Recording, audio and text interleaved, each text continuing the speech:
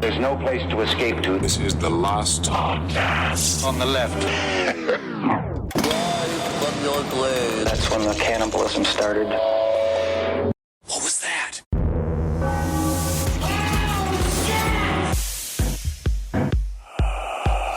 So, Clyde Barrow, they said, had a bit of a psychic impulse, right? Kind of had like he had a cop sense. Sixth sense, yeah. Is that Yeah, like right? Spider-Man. Well, they said that's kind of how he got them out of a bunch of mixes. That he would have like a hunch that something hanky was going on, and he'd get out of there. Like Spider-Ham. I just watched Into the Spider-Verse, and I love Spider-Ham. I'm just glad you have one Spider-Man reference, which is great. But the thing is that Clyde Barrow, at the same time, was also not very smart. No. Right? So he was not smart, but he was psychically smart. Does that mean that the mentally handicapped could possibly be the most psychic group of people in the world, and we don't know? Look at Professor Xavier. Of course. But he was Not actually mentally smart. handicapped. Professor Xavier was brilliant. He ran a school. He had a wheelchair, which is totally fine, by the way. No, you totally What are we talking ruined about? everything. You ruined your whole career for a thing that is wrong. What is happening? No one answered my question, though. I think no. Okay. All right, I don't know. No, nonetheless, everyone is handy capable. That's what I say. This Great. is the last podcast on the left. I am Ben Kissel with Marcus Parks. Hello. And we have Henry Zabrowski as well. Hungry Jack Henry Zabrowski, need. Yeah, you're hungry, Jack Henry Zabrowski? I'm home of the whooper. It's Me, home of the whooper. That sounds like you farted on a cheeseburger and sold it to customers. I definitely farted in my pants just now. know. It's fun. Yeah, we're in an enclosed space. Yeah, Thank we're you. in an enclosed space in Sydney, Australia. We're recording Bonnie and Clyde Part 3 from a studio in Sydney. Yes, it's absolutely beautiful. We're looking out of this gorgeous streets of Sydney. Everyone looks great. Handsome bodies. You know, this is, a place that is... It's really, we're very comfortable here because all the music is made for middle-aged white men. It really is. So we actually feel right at home. I think we're just going to places where middle-aged white men hang out. That is why no one else is there. Yeah. I understand. Well, speaking of, no, there's really no segue here. We are on to part 3 of Bonnie and Clyde. The tale continues. This is when this shit gets faux real. Yeah.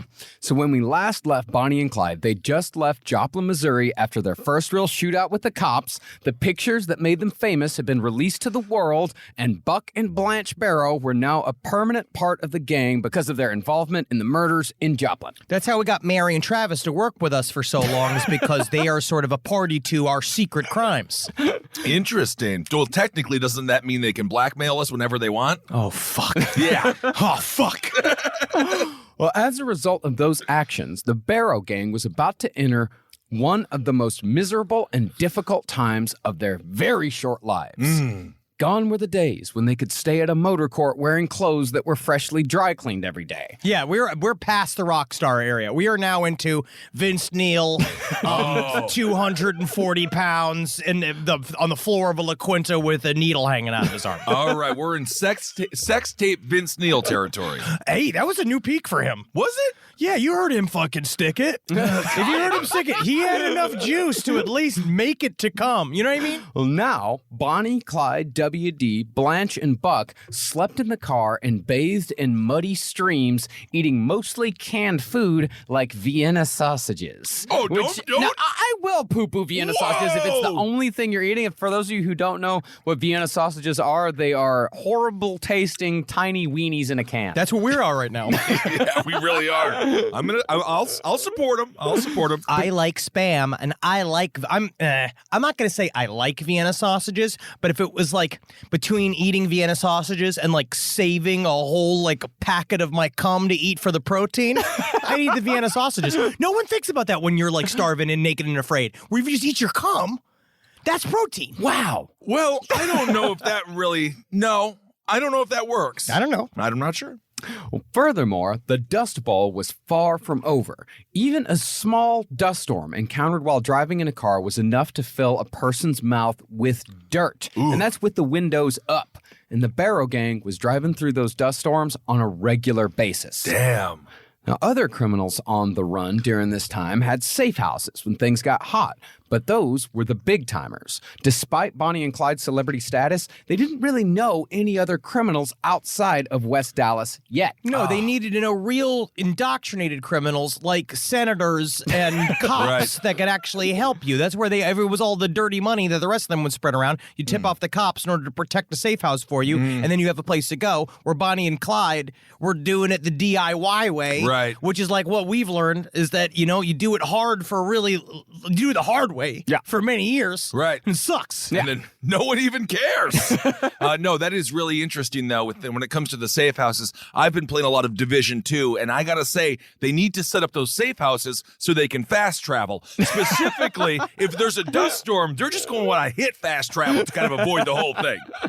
Well, the closest Bonnie and Clyde could come was when they found someone either sympathetic or starstruck enough to let them stay at their house. But the gang never stayed longer than a night because the reward for their capture just kept getting bigger. Do you think that if we just came to Australia and went through the outback and just showed up and just been like, we're the Lost Podcast Gang. Yeah, this is Marcus Goblin Feet Parks, and this is Kissel Long Beer Kissel. Me, I'm Henry Brain of the gang. Oh, you're the brain of the game. Oh, yeah. Wow. You gotta let us stay. And they're like, oh, my word. Well, it seemed like damn near every day the Barrow Gang had to steal a new car, especially since there was now 5 of them on the run together. After 2 weeks crammed in one car, though, the gang figured it was time to steal a second car and form a small caravan. Okay. So, in Ruston, Louisiana, the Barrow Gang roared into town, and WD hopped out and stole a car belonging to a mortician named Dillard Darby, who was so memorably played by Gene Wilder in the 1967 movie. I was so heartened to learn that this was real. Yeah. I was too. I loved it. Yeah, it was Gene Wilder's first role was playing this guy. No kidding. Wow. Well, sort of like the movie, Darby and his friend, a local radio celebrity named Sophia Stone. Oh, she was the fart woman of Middle Texas. I love the fart woman in Middle Texas. Whenever somebody say, be like, oh, it turns out it's going to rain on Friday. She's the original shock jock. Wow, she's the best. Well, Darby and Stone saw the whole thing happen, so they hopped in Sophia's car and chased after the Barrow Gang. So they are ballsy, man. But it wasn't long before Clyde, who was already a little irritated that the operation hadn't gone smoothly, turned around and started following them. And he eventually caught up. Yeah, he's a short, angry man, which I don't understand. I certainly have never done anything purposefully vengeful on the road because of my blood pressure. No, you're not going to end up like Michael Douglas in the movie Falling Down, shooting up a fast food restaurant because the burger isn't right. You're not going to do that. No. The encounter wasn't quite as cute as it was portrayed in the movie. After Clyde forced Darby and Sophia off the road and asked why they were following him, Darby said he was following them because they stole his car. Yeah. In response, Clyde pistol whipped Darby and forced him and Sophia into the car the Barrow Gang was driving because WD had already taken off in Dillard Darby's car at this point. Yeah, because now he's split up. Yeah. And you remember WD? How old is WD at this point? 16. So he's a child. Yeah. And they all are now crammed together and are going 90 miles per hour through the fucking dust fields away from just nowhere. From nowhere to nowhere. I mean, honestly, this is the greatest generation. I mean, these guys are babies. Yeah. We couldn't pull this stuff off.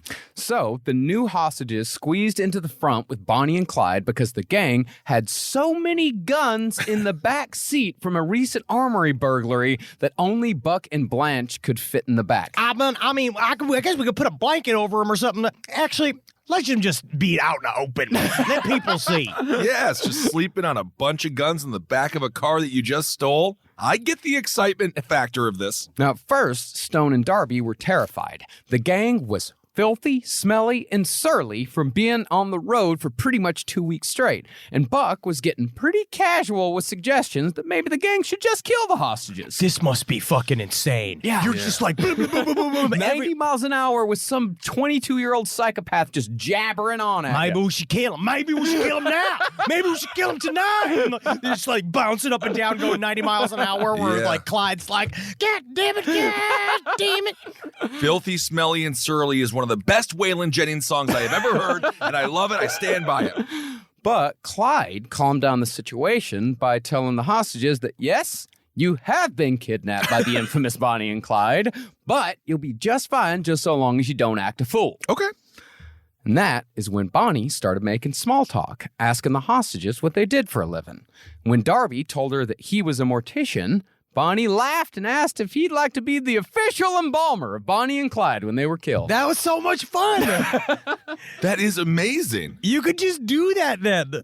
She just hit me like, oh, maybe come around and see me sometime when I'm a corpse. Like, oh. So, when the Barrow Gang finally let the hostages go in Waldo, Arkansas, everyone was pretty much friends. And Clyde even gave Darby $5 to make up for the pistol whipping. How many people did they... Why is it in the was this the 30s? This is 1933. How 34. is it that to make friends, you just had to kidnap someone and it would all work out? This is not the first time, right? That Bonnie and Clyde kidnapped someone, and afterwards the kidnappers were like, can we stay? Nor is it the last. Wow. No, it's all like the movie, I think it was Collateral. With the taxi driver, is that with Tom Cruise? Could where be. He gets going, the taxi driver, they end up on a hit together, or they end up kind of like friends. There are many movies like this where they just end up like they get on. But think about this: you come from pure poverty, you are in a hard scrabble life in the middle of the Dust Bowl. This kind of shit is incredibly exciting. Yeah. You're with Bonnie and Clyde, right? Who are at all of you at this point, you've just seen newsreels about this fucking sexy gang that all they do is fuck, rob, and murder. Right. That's it. And then all of a sudden, you're a part of their story. It's this is an American legend in the making. But Clyde doing these things, which I really like, is because it's not forced. He is not doing things out of some kind of some other outside pressure. It's weird. He is the character that he is embodying. Yeah, and if you're the one who is kidnapped, technically you get a get out of jail free card, so you get to go on all the fun antics, but then you can be like, they kidnapped me, officer.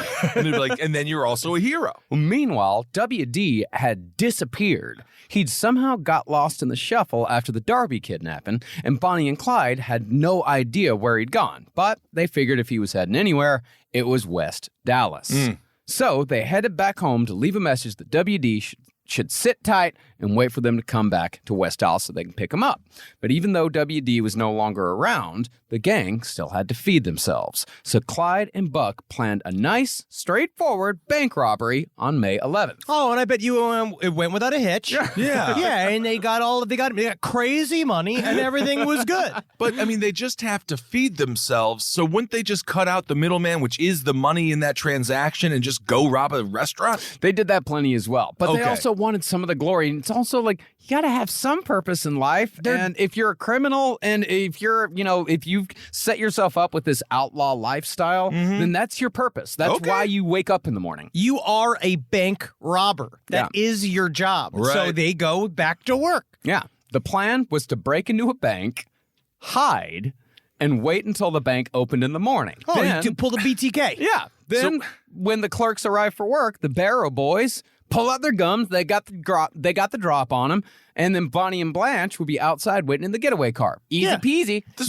is what happened on Saved by the Bell when they got stuck in the mall overnight.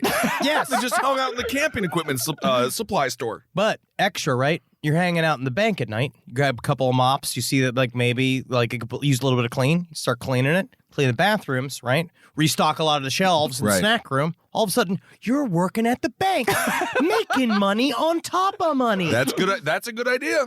But when the morning came, Buck and Clyde discovered they should have spent a little bit of time searching the bank for stray weapons.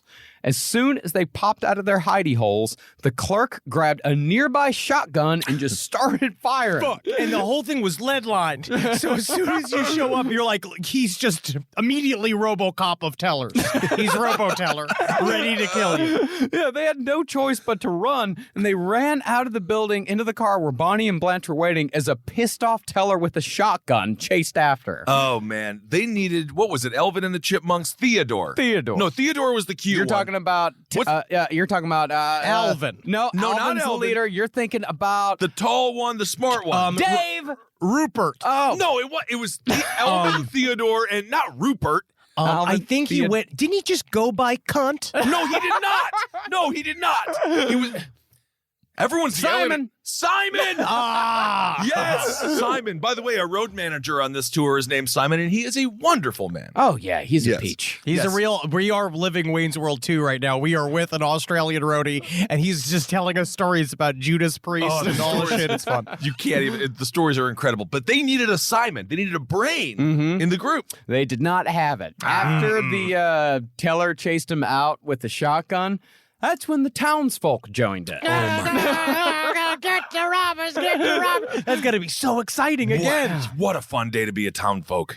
Well, one guy hurled a big piece of wood in the road to try to block the path of the Barrow Gang, while another guy jumped on the hood of the car and only let go after Bonnie fired a few warning shots through the window. Because Bonnie had no desire to murder, nor did Bonnie ever murder anyone, no matter what some of the shitty movies might say. Okay. She just wanted money. She wanted money. She wanted to live the lifestyle always. And she wanted to love Clyde. And they wanted to live a life of freedom outside of what they were born into. And what they find? Nothing but trouble. Again. Right. We did this last episode too. Unfortunately, it's just always right there. Yeah. It is. Of course it is. But when Bonnie fired the warning shots, that's when the rest of the townsfolk opened fire. And when the Barrow Gang fired back, two women, Doris Minor and Ethel Jones, they both got wounded, although not terribly wounded. Or people are still getting hurt. Well, the only things to die that day were a couple of pigs who were crossing the road and happened to be directly in the path of the fast-moving Barrow Gang. Oh, my God. Were Can they you holding imagine hands? how big that explosion would have been of pork? Bacon rain! Okay, but the whole thing. Okay, so this is going back to my previous point. They're looking for food, steal the pigs. I just don't get it.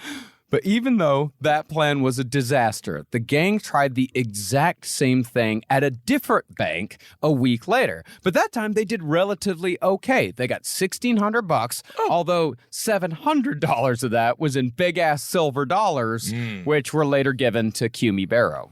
That's a nice gift for a mom, though. Great. My mom loves shit like coins and plates and all that kind of garbage. She likes commemorative whatever, you know what I mean? I got her a little boat once. And just sits somewhere. My mom has so many tchotchkes. Yeah, my mom's big on tchotchkes as well. It looks like it's a nervous home.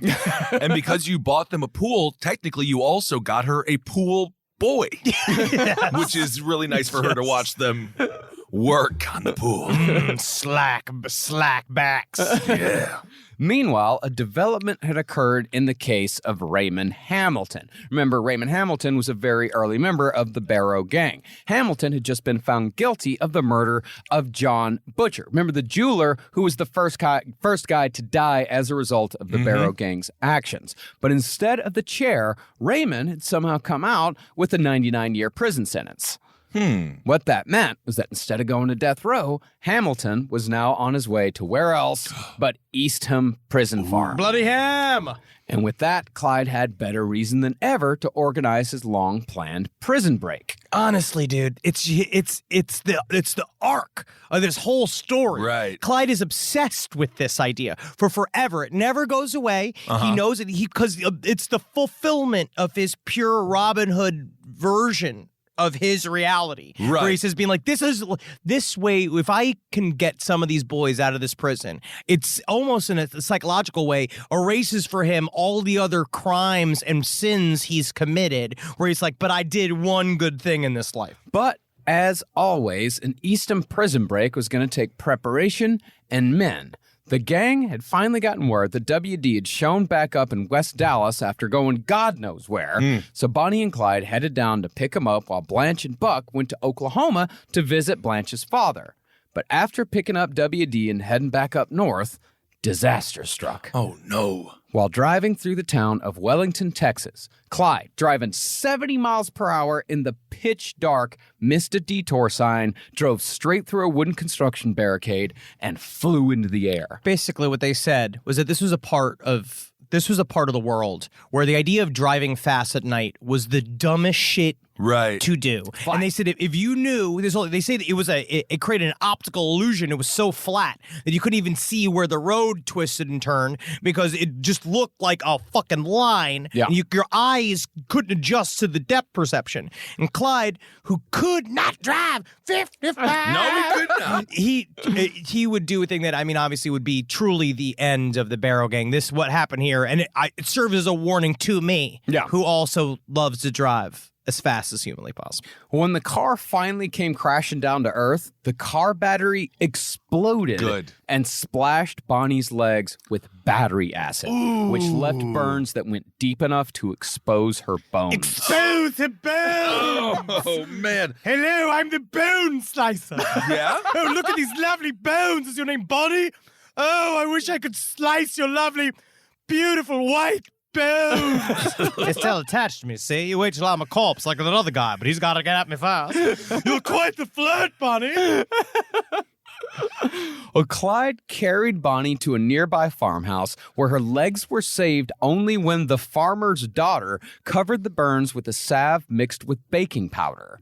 See, Clyde refused to let the farmer go get a doctor, essentially saying that if she dies, she dies. Like Ivan Drago. Ivan Drogo. But a part of it's true, because they all said it, because they had an internal dialogue. They had an agreement. They knew that because hospitals meant prison, everything would be over. Right. They both of them, truly in romantic fashion, wanted to die next to each other. If one was going to die, Clyde would not have died. No.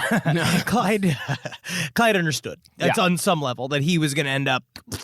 He was going to shoot again. He was going to make love again. But Bonnie had always said if Clyde died, she'd immediately die afterwards. Okay. But this is a fucking gruesome injury. Yeah, it sounds this absolutely is brutal. It's battery acid. It's battery acid. Think how much it has to burn through to make the leg show. That is inches of flesh that it has to burn down. To be fair, she's extremely thin. I don't think the battery acid would get to my bone. That's my. I have a protection layer of fat. Yeah, you got big legs. Yeah. Rise from your grave. Rise from your grave. Well, the suspicion of these injured newcomers only deepened when Clyde sent WD back to the car to gather all the guns, saying it very plainly in front of his new friends, WD, go get the guns. But you know what you do is if you ever say, hey, like if I ever say, Marcus, go get the guns, quotation mark fingers. That's what you have to do. Legally, that keeps you from committing a crime because you say, I get the guns with the winky face and quotation fingers. But then it can't be actual guns. It's going to be like a bunch of pecan pies or something. Exactly. Legally, it could be anything, but we know it actually is guns. 4D chess, Henry Zabrowski. You have it all figured out. So after Clyde told WD to go get the guns, someone in the house went and got the law. But by the time the law showed up, WD was already back with the guns. So all the law did was provide the Barrow Gang with a new car. The gang then took the cops hostage. But while they were all driving away together, Clyde couldn't help but let the cops know who they were. Oh, man, I understand dropping credits. It's hard to not get another rung on your IMDb page. Right. And with that, the cops now knew that the infamous Bonnie Parker was seriously hurt with a very specific injury. There was now a very clear trail, where if Clyde hadn't said anything to those cops, if he would have said, shut the fuck up, we're going to drop you off down the road, don't say anything, no one would have known. But now they knew for sure Bonnie Parker has a serious leg injury. Watch out for it. So the ego got in the way, much like Dennis Rader, the aforementioned BTK piece of shit that he is. So they just could not. Why do you think that is? Why did they need to let the cops know? Because it's obviously not in their best interest. It is. With many of my jokes, there's a little bit of truth in them. I really hope not, actually. I think Henry breaks the rule of comedy where there's no truth at all. No. Sure. Yeah, definitely not. No. But I do believe it really is about credit. They're at this point, they know they're going to be they know they're going to die. They know they're going to be murdered at some point for their crimes in the middle of something. They're not going out. They're not going to be taken alive, no matter what. They want the credit. They're building a legend. They do believe in some way, shape, or form. They have this, I think that it's a delusion that will get so famous. Like something will happen. The people will, it'll almost flip for us. We will become such a legend that will almost become untouchable, that eventually our presence will make people so scared of us immediately that no one will deal with us. No one will try to stop us. And that their long game was that Bonnie kept saying, like, why don't we just disappear? We'll go and take the money that we get. We'll get a big score. And then we'll disappear up to Montana. But it was never going to be like that. That's what happened with Johnny Depp and this Hollywood vampires band. Just go. Just stop. I think it was also partly some small form of payment. Like all of this has to be worth something. Like Bonnie is damn near dead. They just got into a car wreck. Everyone's all fucked up. Everyone's filthy. They've got no money. They spend money as soon as they steal it. So a little bit of credit is almost payment. Like it's all they got. It's pride. Yeah, it's of course. when you broke, pride is all you got. I mean, as performers who worked for free for the vast majority of our career still, for the first 15 years of our careers, the applause was the reward. Well, that's why you did it. And that's what this whole thing was about, about going past where you were born. It was about making a difference, not making a difference, but making a fucking go for it, dude. Yeah, they definitely made a difference. Well, when the gang finally met back up with Buck and Blanche outside of Sayre, Oklahoma, which is where they met just down the road from where my family's ranch was at the time. Really? My father was born in Sayre, Oklahoma. No kidding. Yeah. The cops were still in tow. But although Buck again suggested maybe we ought to just kill him, Clyde insisted on letting the cops live because the cops had cradled Bonnie's head all the way to Sayre. They had been very kind to Bonnie. Oh, that's nice. So they handcuffed the cops to a tree and just drove off. Okay, that's kind of cute, actually. Yeah. Again, it's another moment of why the Warren Beatty movie was like kind of close in tone if they weren't also just total shitheads. Right. Well, Bonnie's leg injury, however, would prove to be a permanent burden for the gang. See, despite Clyde's cruel Ivan Drago-like statement immediately after the accident, Clyde wouldn't leave Bonnie's side while she was recovering. That's because even though the two of them they got into fistfights, they got into screaming matches that would curl your fucking hair, they still loved each other. Or maybe more accurately, they were unhealthfully codependent on each other. Well, I mean, absolutely. I also love that idea for a hair salon. If you really could see an argument that could curl your hair, where you just go in and it's just two people screaming at each other, you watch it as entertainment, and then you walk out with a beautiful fro. Yeah, you've never been to Scream It, Bitch? I never been to. No, I didn't know that existed. Scream It, Bitch is one of the most incredible holistic hair cutting service I've ever had. You see how much more hair I've had recently? I do, yes. I go to Scream It, Bitch, and Deborah, I'm like, whoa, I'm pressed back by her going like, you're short, you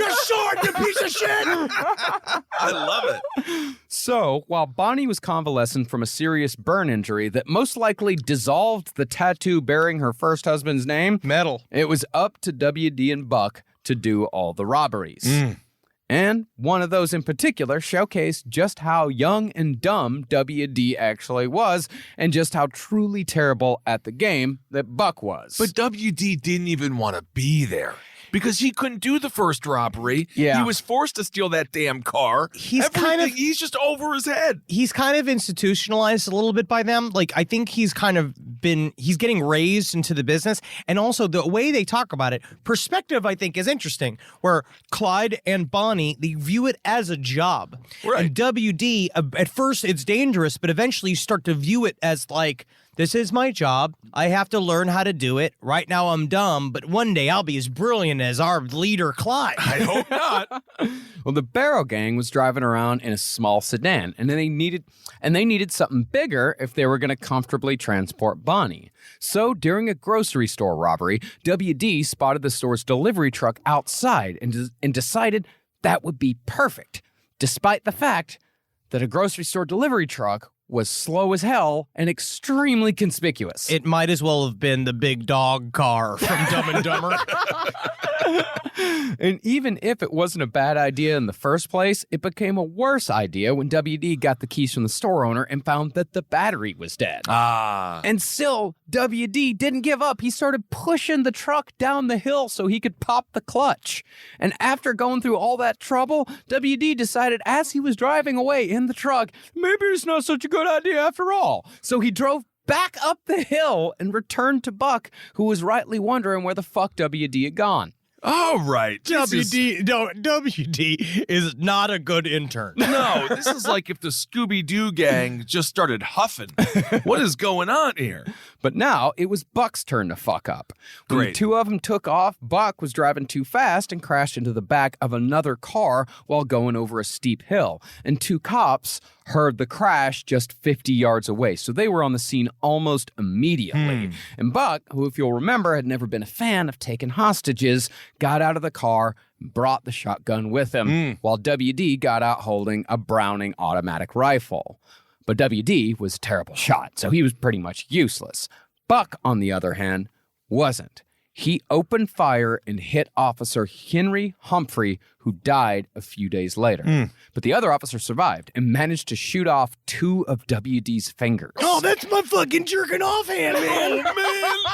Wow. Now, after this scene, it perhaps wasn't all that surprising that cops started attaching as many crimes to the Barrow Gang as they could. Because the thing about the Barrow Gang was that they could cover hundreds of miles in a single day. Back when this was like, it wasn't unheard of, it was just new. That someone could be, one day they could be in Arkansas, and the next they'd be in the panhandle of Oklahoma. It's like that new Star Trek that I saw where they can dissolve themselves and go to another place. That's not new in Star Trek. That's very old in Star Trek. I don't know. But he would relentlessly drive. Again, Clyde Barrow's one ability was to drive. It doesn't sound like he doesn't sound very good at it. No, that was Buck that got into the car accident. That wasn't Clyde. No, but Clyde, when he jumped over the thing going 70 Isolated in the night, incident. it was isolated incident. It burned her entire leg off. You're going to make a mistake, and sometimes bigger mistakes happen instead of smaller mistakes. This is you explaining why you got into a car crash to Natalie, your wife. This is literally exactly what's going to happen. Exactly. Well, because the Barrow Gang could show up pretty much anywhere, anytime there was a robbery or murder with suspects who even kind of looked like the Barrow Gang, the crime would be attached to Bonnie and Clyde. So technically, it would be smart to dress like Bonnie and Clyde, rob a bunch of banks, blame it on Bonnie and Clyde. There were probably quite a few people who did that. That's smart. Honestly, you got to like one skinny guy with a wig on, Yeah. flapper dress, with this other like short. You have a lady dressing up as a dude, right? Sure. Super weird, like gender fluid. Why not? Bank robbery team calling themselves Connie and Blythe, right? Doing that kind of shit. Start scissoring each other. Well, I don't know. See, now you made it to scissoring once again. But no, just straight up call yourself Bonnie and Clyde publicly. Well, for an example of a crime that was attached to the Barrow Gang that they absolutely did not commit, police in Crawford County attached a rape to Clyde and Buck Barrow, although they were provably in another state. But from then on, all the wanted posters concerning the Barrow boys listed rape right alongside murder. But no, sexual assault, that's the first time we're hearing about that. That wasn't something that they were doing. Not even fucking close to what they were doing. Okay. But it was a thing that actually really fucked with the center of the Barrow Gang, because when those charges came down, like Buck literally had to be like, I didn't do it to Blanche. Yeah. And so it actually psychologically, it was almost a trick of the police where that kind of thing helps fuck with the fabric of the gang itself. Okay. Meanwhile, Bonnie's wounds weren't doing any better. The gang stopped where they could to pick up medical supplies, but since she spent most of her recovery in the backseat of a car, Bonnie's tendons and ligaments healed in a somewhat fetal position. Dude, it's bad news. This shit was like, it gets fucking gruesome, man. Yeah, that meant that when the wounds finally healed, Bonnie's leg was permanently curled up, meaning that while she could hop a little, mostly for the rest of her life, Clyde had to carry her around everywhere. Wow. It's this to me is one of the biggest myth-busting things about Bonnie and Clyde, about how the way that when they ended, they were so fucking tore up. We're going to go through this. I mean, Right. this gets fucking brutal. Yeah. But Bonnie had to be, she was a basket woman. Yeah, they had to carry her. Is that the medical term? Yeah. I'm sorry, Miss Bonnie. You are now a basket woman, so... No, they actually, WD later said that when Bonnie had to go to the bathroom, either WD or Clyde would have to carry her into the toilet and plop her down on the seat. Yeah, man, there's guys that pay for that. Oh, Now, absolutely. there's a whole custom experience you can do just being a toilet waiter. Absolutely. So, since Bonnie wasn't doing too well, the gang decided to treat themselves to a couple of nights at a nice motor court in Platte City, Missouri, next to a grocery store named Slim's Castle and a restaurant called the Red Crown Tavern. Now, this broke all of their rules. Every single one. They had a lot of rules about how they don't stay at any sort of hotel. They don't appear in public. They had been camping out for so long, but I really think because all of their spider senses were going off. Everyone was saying like, "This is a fucking bad idea," and Clyde was like, "No." And I think a part of it is that I think that he thinks if we're going to be killed here, if this is going to happen, I just want Bonnie to be in a bed for a night. Like Yeah. we need They to want a like good do night's something. sleep before the murder. Honestly, if they're going to get killed. I mean, sure. Well, it turned out that Buck's instinct about how we should not be fucking doing this, that was the right one to follow. Because once again, it was the little things that gave away the Barrow Gang. Now, as I said, it was well known that Bonnie was injured, and not everyone was a fan of Bonnie and Clyde. See, the Barrow Gang was just throwing used bandages out the window, or they were leaving them at campsites. Oh God! You remember when I cut off my thumb? Yeah, I top of my do. thumb. The gore-filled shit I just left in place because I had to travel for work. I was doing all these things. I was traveling. I was shooting shit. I literally had the hotels just filled with my fucking pus stamps. Yeah, that was... what were you doing? Cutting an onion or something? Cutting in garlic. Yeah, screaming about Ken. Yeah. Our manager.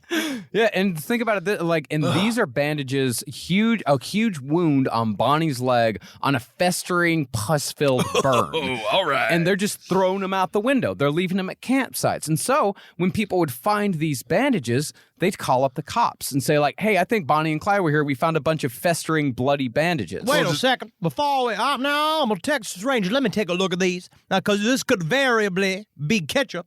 So let me give it a try. Oh, that is pus. Just cut to the homeless guy from Dennis the Menace just wearing it as a hat. So when a farmer in Iowa, not too far away from Platte City, reported finding some bandages, it suddenly wasn't so strange to think that Bonnie and Clyde were in the area. That's red flag number one. Okay. Furthermore, the Red Crown Tavern, which was right next to the motor court where the Barrow Gang had decided to rest, was, unbeknownst to the gang, a popular hangout for both local police and the State Highway Patrol. Fucking what a boner move, dude. That's it's great. just the worst of all of it. You walked in, it's literally plainclothes cops just sitting in a bar Right. watching Bonnie and Clyde just roll in, and they're all like tiptoeing outside, being like, "They ain't never gonna see us." And they're just watching them. That is hilarious. And then Blanche walked into the office of the motor court wearing very expensive, highfalutin riding pants that she had bought. But it was like, this was a time when like a woman walking in wearing fancy pants was a town scandal. Everyone's like, "I saw a woman wearing jodhpurs over at the motor court." And so it started getting around. And then it started getting around even more when this woman who's wearing these very expensive clothes was paying in loose change that the Barrow Gang had stolen from a bubblegum machine. That's how broke they were. They were robbing bubblegum machines. They went to garbage pail kids level crime. Right. All right. And the censure came when Clyde taped up all the windows of their cabin with newspaper. That's so smart. Honestly, you got to do it sometimes in a hotel because they have like flimsy curtains and you're trying to sleep. You got to cover them with trash bags. I am guilty of it. I'm sure. I think all of us are. Blanche was also buying meals for 5, and she was seen buying bandages. See, all you got to say is like, "Nah, I ain't buying for a family. I'm buying for me. I'm trying to get real fat." Yeah. No, I openly lie about that. Yeah. Yeah. For sure. So, word finally got around to the sheriff, and the sheriff surmised that most likely the Barrow Gang was hiding out in Platte City. Uh-oh. Now, up to this point, the Barrow Gang hadn't ever faced any real opposition. Every time they gotten into a shootout before, it had always been with barely trained local cops who had no idea what they were walking into. But this time, law enforcement was ready. They got themselves some BARs to match the now trademark Barrow firepower, and when it came time to raid the motor court, Jackson County Sheriff Tom Bash showed up with a posse of 13, shields, and an armored car. Yeah, dude. Cool. They're rolling in deep. Yeah.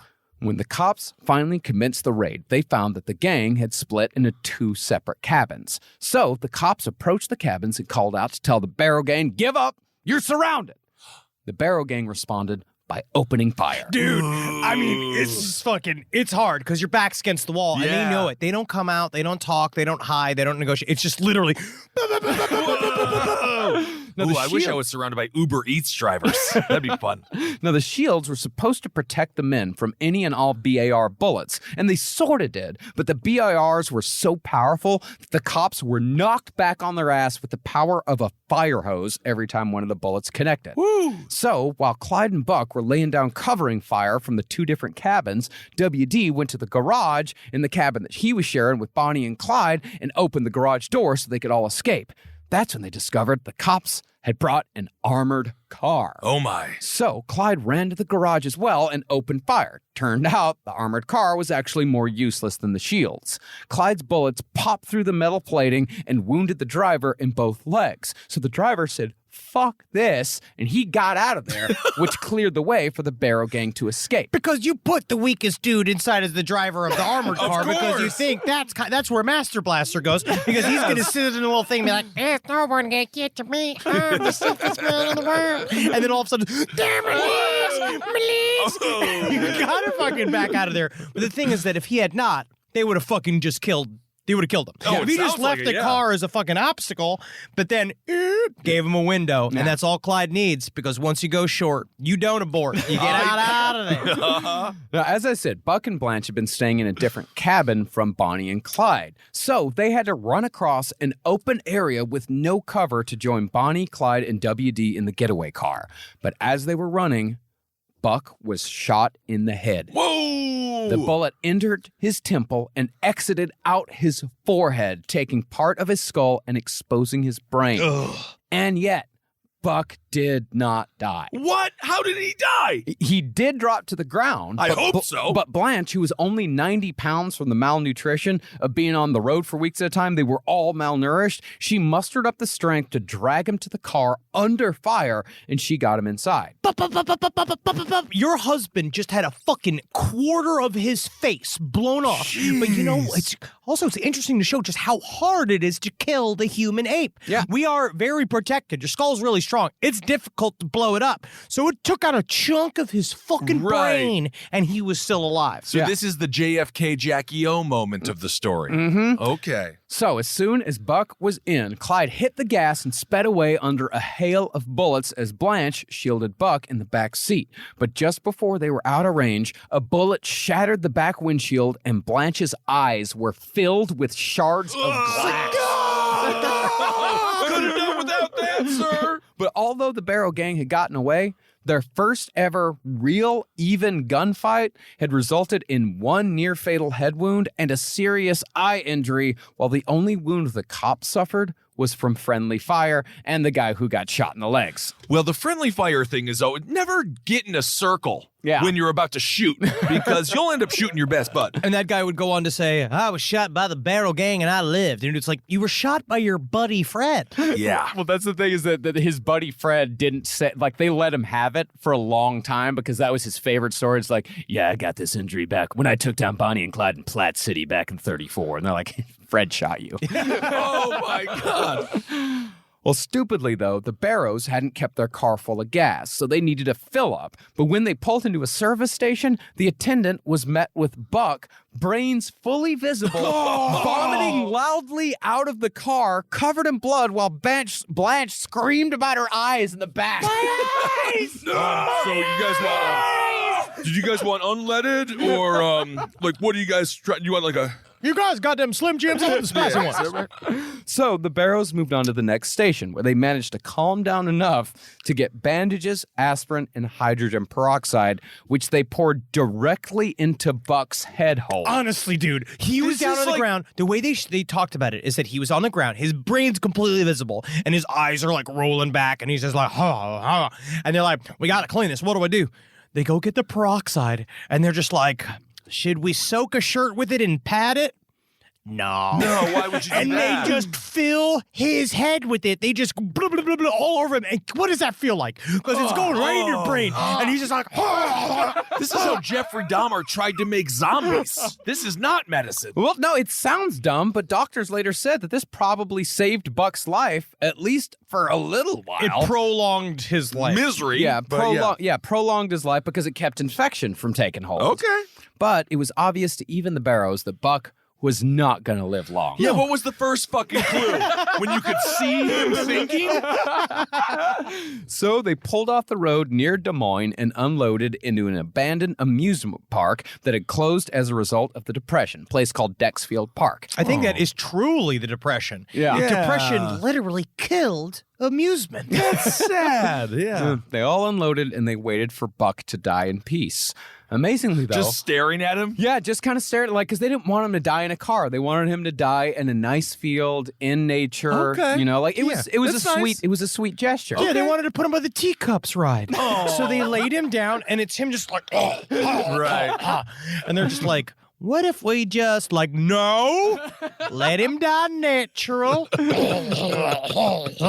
But Buck was still coherent enough to request fried chicken. Yep. He wanted a last meal. So Clyde went into town and got him a last meal. But still, even after the fried chicken, Buck did not die. Well, that's all he gets. Okay. Just checking is great. Actually, can you go get me some ice cream now? My ice cream is really good. Can you go get me a newspaper and You're actually- get me I need a pair of new headphones and maybe go get me a new iPod. That'd be kind of fun, something like that. Actually, if you could go get me the extended cut of the wire. And as he lay there dying, he had to sit and listen to WD as WD sat there and poured his heart out, saying he decided the outlaw life just wasn't for him. Oh, yeah? Interesting. Oh yeah. Oh, so this is a lot for you, WD.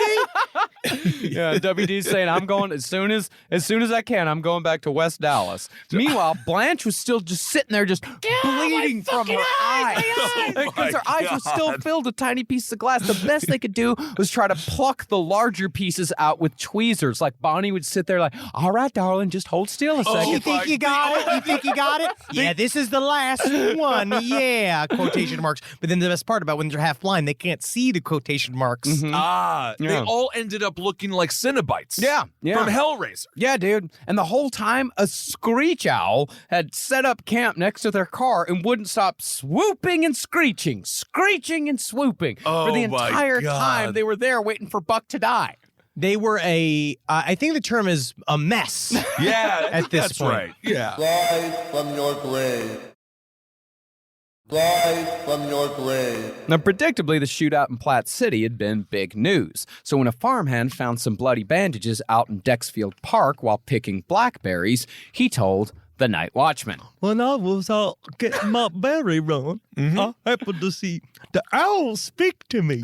The owl will speak to you. Yeah, the owls told me, there's a bunch of bad guys. But they could see their brains. You're a genius, dumb man. And the night watchman, of course, told the sheriff. And within hours, the local cops had put together another posse to take down the Barrow Gang. There is not a moment's rest for them. Posse number 2. But this time, the townsfolk joined in. Hey, man, you got to entertain the people. Yeah, Yeah, and that I included guess. a dentist named Herschel Keller who brought his own Tommy gun. Yeah, dude. What is the dentist doing What with the is fucking Tommy gun? happening in this cartoon world of ours? All told, there were 50 people ready to descend on the Barrow Gang when it was all said and done, and about half of them were drunk. Oh, good. Well, Yeah. that's the way it should be. If you got a rage-filled town folk crowd, at least half have to be drunk. Well, I mean, to the sheriff's credit, he did actually go through the crowd and pick out people like, you're too drunk. You're need too- to go. You think you're better than me? Saying I'm the one that's a part of the posse. You're some kind of administrator of this posse?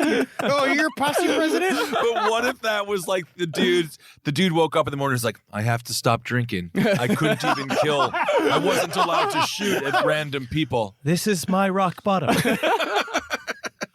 And so at 5 a.m. on July 24th, the posse attacked. Luckily for the gang, though, they'd all woken up early to make a hot dog breakfast. Yeah, hot dog breakfast. It's like being with your single dad for the weekend.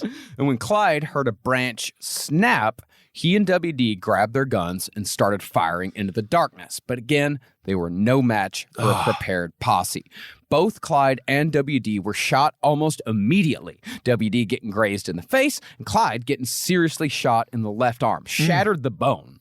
But still, neither wound was bad enough to take him down. Man, they just don't fucking stop. No. Again, the Barrow Gang managed to all get in the car, but they got stuck on a tree stump almost immediately. They all got out and started running down a hill, but while they were running, Buck fainted. Wow, he didn't even die. Hold on a second. He got up. He is. So you can his see brain his brain. is- Yes. He is not only because he got up and ran faster than we do when we're filled with fried chicken. Yes. He ate a whole chicken. While his brain is exposed. Now, does he hold the brain in? I think they put a cork in it. It was like a chicken bone, just like stuck in a hole. He gets up, God. he does his fucking sideways walk, like away from Oh the fucking. my God. Because if you look at the setup of this, they fucked up. Yeah. It was a car in the middle of a completely open field. They had was a stopped. clearing. There was a clearing. And so the posse literally completely surrounded them in the forest. And so they were just fucking stuck dead to rights. Yeah. Wow. But now Clyde had a choice to make. Remember, Bonnie could barely walk. She's still recovering from the burns. So is he carrying her this whole time? Yeah, he's or- carrying her the whole time. Wow. And so now he was faced with the decision to try to save his dying brother or his lover.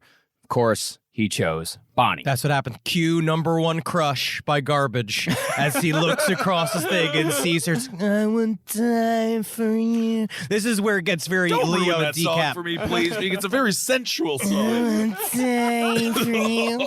I'm like, me and Shirley Manson have You the don't same have nipples. to lift up your shirt. Look, You we have don't the same to. nipples. First Try of to all- look again. Also, we are exposed. There's two windows that go right to the street where we're recording, and Henry is now flashing them his breasts. Great. We're out here in Walloomba. But the thing is that Buck kept fighting.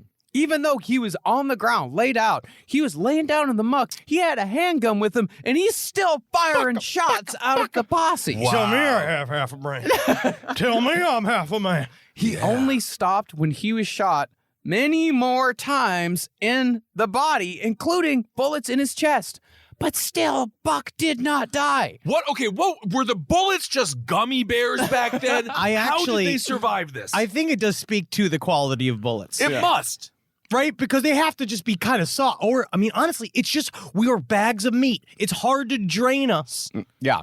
Yeah, if you somehow miss a lot of like the main arteries, and if you have that adrenaline going hard enough, you're gonna keep going. He's like the knight in Life of Brian. No, He's Monty got the Python and the flesh Holy wound. Grail. Yeah, Monty Python and the Holy Grail. Wow. So when the posse finally got to Blanche and Buck, because Blanche was just laying down on the ground next to Buck, she wouldn't leave his side. Okay. They separated Buck from his wife and arrested them both. And as Blanche was being taken away, a photographer from a Des Moines newspaper raised his camera to take a photo. Okay. Now, Blanche was more than half blind from all the glass in her eyes, but she could still make out shapes. So when the photographer raised his camera, she screamed because she thought he was raising a gun to execute her on the spot. And now that's a famous photo. That photo is amazing.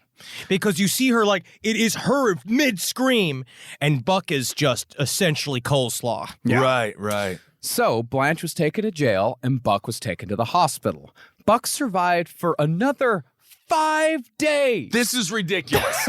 This is absolutely ridiculous. At one point, his brain came out of his head, his entire brain, with a little white flag. Really? And just said, can I go? I'm just a hostage. I didn't rob any of these banks. And that was long enough for Kumi Barrow to drive up and say goodbye. And Buck did not die from the gunshot wounds. He died from pneumonia after a surgery to remove the bullet from his chest. The doctors did it. The doctors Interesting. did it. Push comes to shove, it was still a malpractice lawsuit waiting to happen, huh? Even so, the Barrow family held up on buying a headstone for Buck because they were so sure that Clyde was going to die soon after that they figured it'd be best save money and just buy one for both. Yeah. Oh, that actually makes sense. It's always good to think about sales yeah. at this point in time. That works. Meanwhile, Bonnie, Clyde, and WD had gotten away yet again. Immediately after the shootout, they made their way to a nearby farm where they were met by 19-year-old Marvell Feller, who was up for a 5 a.m. cow milking session. Oh, yeah. How do you milk all those cows with no arms, Marvell? Yeah, do it with your feet. In your mouth. Oh. Yeah, I'll get down there. Then you spit it into a bucket. Isn't that But something? the cows seem to like it better when you swallow. Marvell said that by that time, WD had taken over carrying Bonnie because remember, Clyde had been shot in the arm. Oh, my God. And Bonnie's nightgown was stained with blood because she'd gotten a buckshot wound to the stomach. Bonnie had been shot as well. So now Bonnie's on her leg is still burned to the bone. Yep. Now she's got a buckshot. We got one shot in the arm for our boy Clyde. WD's been shot in the face. Jesus Christ. But honestly, they did live and escaped. They managed to be completely surrounded by 50 people. Wow. They first escaped from an armored car, a dozen BARs, and then surrounded. These guys, at this point, are living up to the word about them, about how they are unstoppable. Yeah, it doesn't seem like the bank robbery is really what's so legendary. It really is just them living this long. It's the escape, yeah. Well, pretty soon, though, the remaining gang was back on the road driving Feller's Plymouth. Again, Bonnie and Clyde had gotten away, but at even greater cost. Buck was dead. Blanche was captured and blind. WD had gotten shot in the face. Clyde's arm was broken by a bullet, and Bonnie was picking buckshot out of her belly. Yeah, they were fucked up. Yeah. Their clothes had been so soaked with blood that they had to take sheets from the Feller house and cut holes for their heads to poke through, and they had to wear those sheets until they could buy new clothes. And the best part now is in these outfits, if people get caught, people already think that we're ghosts. Yeah, or Klansmen. I don't know. Meanwhile, Blanche was getting a visitor in jail. Who else had shown up to personally interrogate Blanche Barrow but J. Edgar Hoover? Well, you know he's coming. You can hear the clacks Click, of the click, click, heels. click, click, click, click. He comes in, he takes off his earrings. He's like, now things about to get serious. And he takes off his wig. Oh, my God. Yeah, and Blanche later said that J. Edgar Hoover threatened to gouge out her one good eye if she didn't tell him what he wanted to know. I don't know. That's so out of character for him. Yeah, he seems like such a sensitive, nice guy. The most that Blanche could give him was the name of the mysterious fifth member of the gang, W.D. Jones, who up to that point had been nothing more than an unnamed companion. No one knew who W.D. was this entire time, but now fucking everybody knew. J. Edgar Hoover knew. Yeah, J. Edgar Hoover knew. It went out to the press. It was released. It is W.D. Jones, Bonnie Parker, and Clyde Barrow out on the road. All right. But after Blanche talked, she was charged with assault with intent to kill and was sentenced to 10 years in Missouri State Prison. Oh, actually, that's not that bad of a sentence. considering. It was vaguely fair for her. Yeah.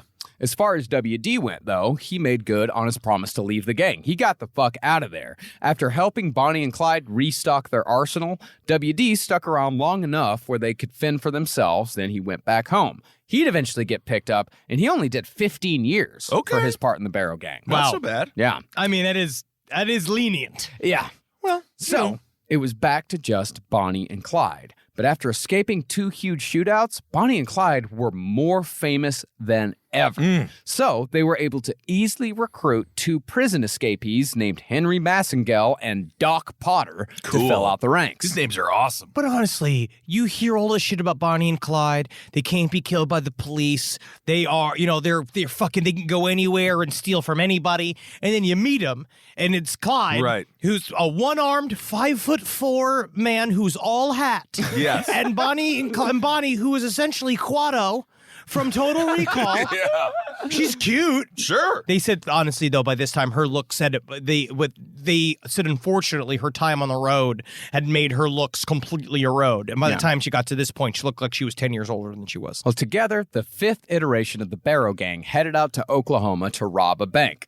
And they failed miserably once again because of a lack of preparation. They arrived to find the entire state on high alert because a massive prison break had set all of Oklahoma on edge. Just there are read a cops newspaper. everywhere. Read a newspaper. Do a little bit of recon. The gang was chased for 4 hours, and Clyde had to steal 4 cars in one day to escape. Finally, they got stuck in the mud. And Massengale, he set off alone on foot, but he got taken down by a couple of old ladies with croquet mallets and got sent to prison for 20 years. Who was that? That was Henry Massengale. He was like the new member of the Bonnie and... This is a guy that came in like thinking, I've hooked up with John Dillinger. I've hooked up with Pretty Boy Floyd. Right. Life is going to be fucking on easy street. And then 2 days later, he gets taken down by a couple of fucking old ladies with pieces of wood. And he got a tougher sentence than W did. He did. Yeah. Oh, Yeah. my goodness. Now, Doc Potter got away, but he, like Hale and Hardy, realized that Bonnie and Clyde, they were just hype. Like, that's all Bonnie and Clyde were, was just 100% hype. Right. So it was back down to Bonnie and Clyde. And it was a good thing for Potter that he left, because the Barrows were about to have another near miss. See, law enforcement knew that Bonnie and Clyde were still in and out of West Dallas, and Sheriff Smoot Schmid hadn't given up on his grudge. All he needed was to know when and where to find him. And on November 22nd, 1933, an informant finally gave Smoot the information he needed. But nobody knows who that informant was, although Jeff Gwynn has 2 pretty good guesses. The smart money was on Joe Bill Francis, who was engaged to Clyde's sister, Marie. Never trust anybody with 3 first names. Yeah, I'd never even heard of that. 3 first names. See, Joe Bill was a bit of a son of a bitch and would have turned in Bonnie and Clyde just for the reward money. The other possibility was that Billie Jean Parker, Bonnie's sister, tipped off the sheriff's department in exchange for a light sentence for Bonnie because the suffering Bonnie was going through was getting just too much for her sister to bear. Oh, But I'm sure. They had several family conferences where they straight up were like, please stop. And at one point, even Clyde Barrow asked her to please leave the gang. Like, will you do this? Like, there was these moments when they did these big family visits where they all begged her to stop because at this point, she wasn't even adding to the gang. Like, Right. But she wouldn't leave Clyde. Okay, so Bonnie's in it for life. Well, either way, when Bonnie and Clyde showed up in West Dallas for Cumie Barrow's birthday in November of 1933, Smoot Schmid was waiting with deputies Bob Alcorn, Ed Castor, and Ted Hinton. And Ted actually knew Bonnie from her waitressing days. Oh. Ted was a regular. Okay. But as Bonnie and Clyde arrived at the agreed-upon meeting spot, Clyde's spider sense started tingling. Spider ham. He didn't know why, but for some reason, the meat just didn't feel right. So Clyde kept driving. The posse still opened fire as Bonnie and Clyde drove past, and they almost shot Cumie Barrow in the process. Wow. All while Schmidt kept yelling, "Halt! Halt! Halt! Halt!" Interesting. Yeah, and just So- about the most futile fucking gesture you can imagine. Well, that's how we know pedophiles don't have that spider ham sense because none of them realized Chris Hansen was in that house during To Catch a Predator. No. Well, unbeknownst to the posse, though, one of those shots had connected. A bullet had passed through the car door and had hit both Bonnie and Clyde in the legs.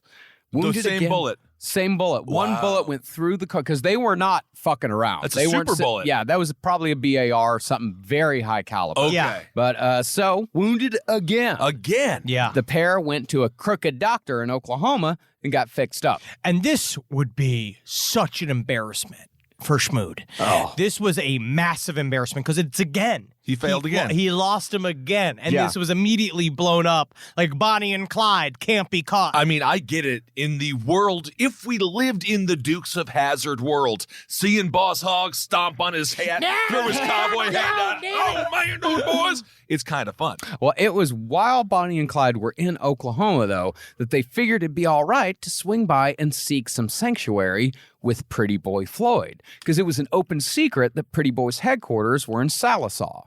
Pretty Boy Floyd had a decidedly low opinion of Bonnie and Clyde, but not because they were small-timers. In Floyd's words, Bonnie and Clyde were too careless with the lives of civilians, which was a fair opinion to have. Yeah, absolutely. But Floyd's sister-in-law didn't know this and welcomed them to the Floyd home because, in her opinion, they looked like dog shit. They were filthy from bathing in muddy streams, emaciated from eating fucking nothing but weenies, and they were bandaged from multiple gunshot wounds, burns, and what have yous. Jesus Christ. It must smell like the mummy. Like if the mummy just ate gas station food. Yeah. Now, they only stayed a night or two, but when Floyd found out that they'd come by, because Floyd wasn't there at the time, he told his family to never help them again, saying, quote, If they don't like it, they can look me up. Cool, because he'd kill him. He'd kill him. That's cool. Now, it probably goes without saying that Bonnie and Clyde were at a bit of a low point in their career. I think that's a fair assessment, yeah. Mhm. Yeah, they're definitely at their, I would say, the second iteration of Talk Soup. Yeah. No, I love that, yeah. They're at their Michael Jordan playing for the Wizards phase. Yeah. But strangely, what would lift them back up was a plan from Clyde's past that just about everyone thought was a non-starter. They thought it was never going to happen and it was just pie in the sky. The Eastham prison break. Yeah. Now, as we mentioned earlier, Raymond Hamilton had received a 99-year sentence for the murder of John Butcher, and Raymond Hamilton had ended up at Eastham, and Clyde hadn't forgot about his promise to break Raymond free. And in January of 1934, Raymond got word to Bonnie and Clyde that he was ready to go. The plan was to have Raymond's brother Floyd plant a couple of pistols under a bridge near a back road where the prisoners were clearing out brush. Then, on the agreed-upon day, Raymond Hamilton and his friend, this guy named Joe Palmer, would grab the guns, get the drop on the guards, and meet Clyde nearby in an escape car. Okay. And surprisingly, they pulled it off. Yeah, all right, It finally. actually worked. Well, Clyde agreed. He's like, because he didn't want to be fully involved. He's like, Okay. It'll just be me. And I will just, all I do is drive. That's all I do. I have one job. Just like fucking Ryan in the Gosling. Movie. Yeah. Yeah, in Hawkeye. the movie. He didn't say anything. Drive. He didn't have to. No, he was just, his body spoke for him. Yeah, and the jacket. And the jacket spoke, yeah. And he drove. And then he drove, yeah. Joe Palmer and Raymond Hamilton shot and killed 2 guards before running into the woods, followed by prisoners Hilton Bobby, J.B. French, and Henry Methvin. All right. Now, Methvin wasn't a part of the original break plan, but Clyde had been having romantic ideas about an Eastham break for years, so he liked the idea of bringing along one more guy who just had the balls to run. Is romantic the right adjective for that? Yeah, romantic totally. Yeah, it's a romantic idea. Okay. Romantic doesn't just mean fucking. It doesn't just mean like it can also mean like a highfalutin, like sort of it's a pie in the sky type of idea. It's also a beautiful idea, and you think that it's more perfect than it is. And you Yeah. think that, again, well, I was saying before, where Clyde Barrow believes that this is the thing that makes him a good guy. Yeah. Right, of is that course. he goes and he can really fucking, like, he'll fucking give something to the American punishment system. Yeah. The American punishment system. Punishment that also system. sounds romantic. The American punishment system. Yeah, you can find that on kink.com. Oh, yeah. So Methvin went in the trunk, and the car made a clean getaway. Nice. But all this came at a gigantic cost. Mm. Although the prison break had filled the Barrows gang's ranks with experienced criminals, both the break at Eastham and the inclusion of Henry Methvin would be the beginning of the end. That's because the Eastham break introduced legendary Texas Ranger Frank Hamer into the story. Cool. Now, if anyone got a raw deal in the 1967 Bonnie and Clyde movie, it was Frank Hamer. In the movie, he's portrayed as a kind of bumbling Boss Hoss type character, humiliatingly chasing Bonnie and Clyde around the country while they laugh in his face and call him an idiot. And that ain't it. Now, Hamer was so provably different from that portrayal that his family sued Warner Brothers for defamation of character after the movie was released and got a tidy settlement for their troubles. Hey, all right. All of the Hamers were very serious. Yeah. It sounds like it. In reality, Frank Hamer was what you would call the original Texas lawman. He's the type of person that Texans aspire to be. Frank Hamer is the romantic ideal of what a Texan is, but very few actually are. All right. You are truly in love with Frank Hamer. I love Frank Hamer. Frank Hamer's fucking great. So he's he certainly wasn't perfect, but Frank Hamer was a shining example of heroism, honor, and justice in a time and place where all three were in very short supply. What was that Chuck Norris show?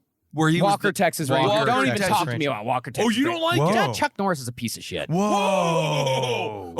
Sometimes we open up a Pandora's box. And I don't know what just Like with Fartgate. We got so upset. I don't even know. I didn't know he was a target for farts. I thought that was a fun show because he was a Texas Ranger and you're from Texas, and I thought you might. I didn't mean to ruin the day.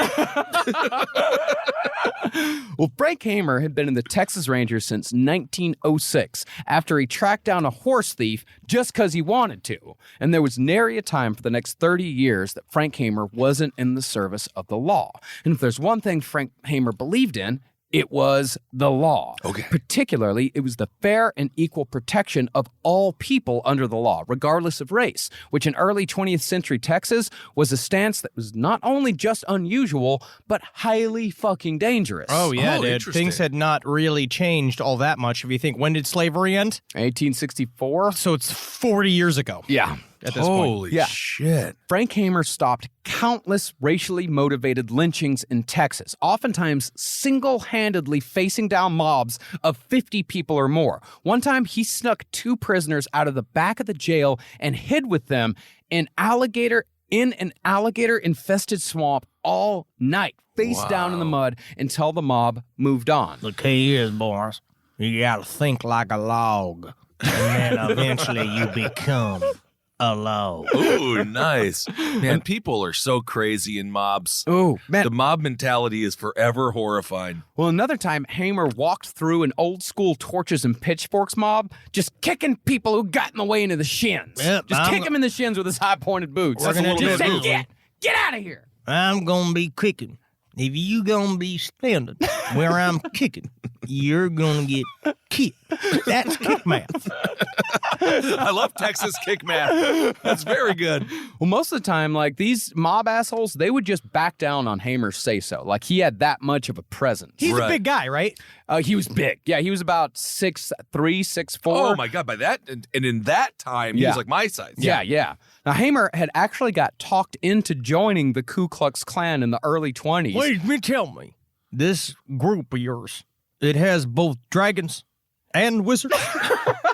That's absolutely incredible. I've only seen fantasy novels and how I wish to be an elf, but I'm not fair enough to be one of the beautiful 11 elven species that exists in the hills of Galadriel.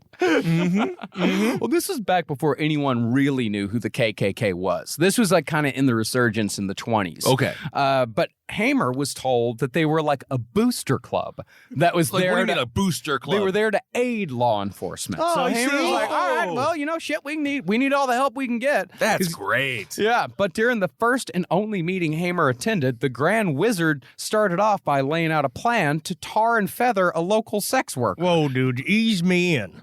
Okay, why do we gotta start at one of the extreme plans? Can't we just talk about making costumes? Oh my! Leave him alone. Well, Frank Hamer Jeez. stood up, walked to the center of the hall, and told them that if they dared fucking do it, if they even thought about doing it, he'd throw every man in that room into jail. Whoa! There he is. And with that, Hamer became a lifelong enemy of the KKK. All right. He battled them his entire fucking career.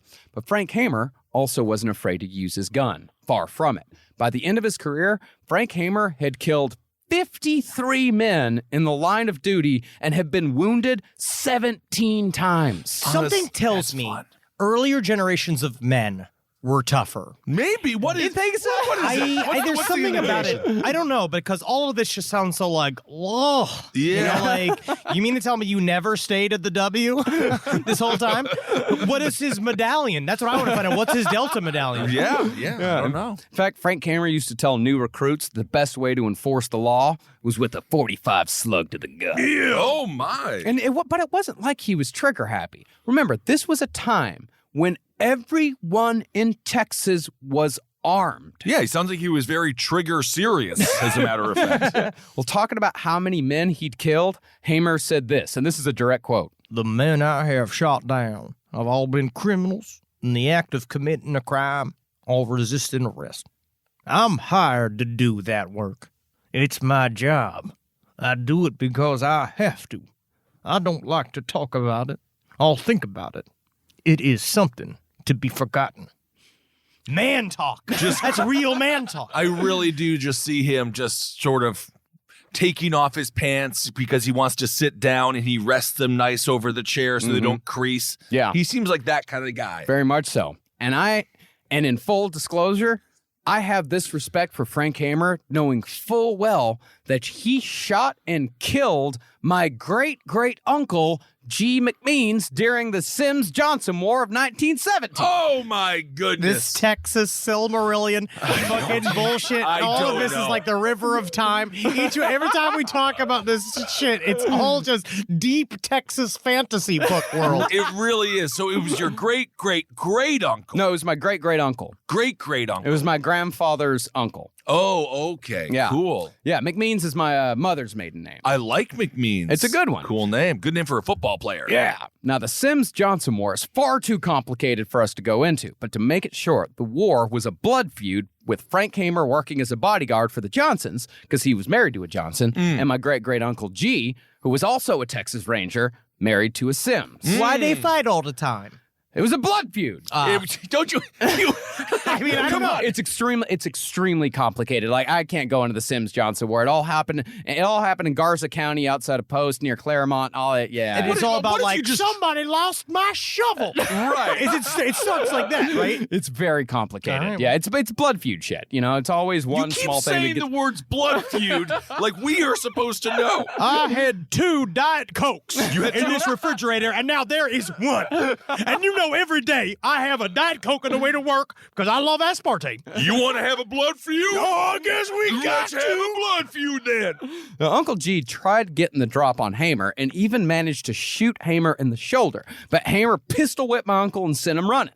Hamer gave chase, and when McMeans got to his car and pulled out a shotgun, Hamer blew him away. The inside information I got from my family, though, is that an assassin approached my great-great-grandfather a few days later and offered to take revenge on Frank Hamer for $500.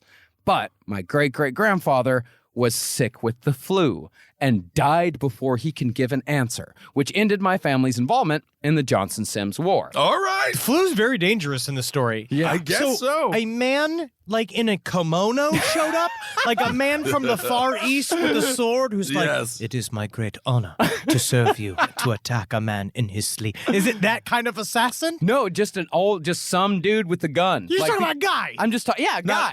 Uma a guy Thurman who from is Kill Bill, just a random dude. he is an assassin. Just because he doesn't have a sword doesn't mean he's not an assassin. Like, he's a guy that goes to people and say, like, "You want a man dead?"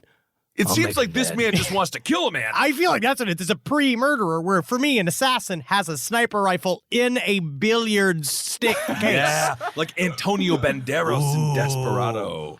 That was cool. But had my great-great-grandfather said yes, my family would have been pulled into the Sims-Johnson War, which would have put the whole McMeans family in danger, which means that Frank Hamer could have severed my family's bloodline by possibly killing my great-grandfather. And I wouldn't be talking to you guys right now. Whoa, this is like Back to the Future. Yeah. Yeah.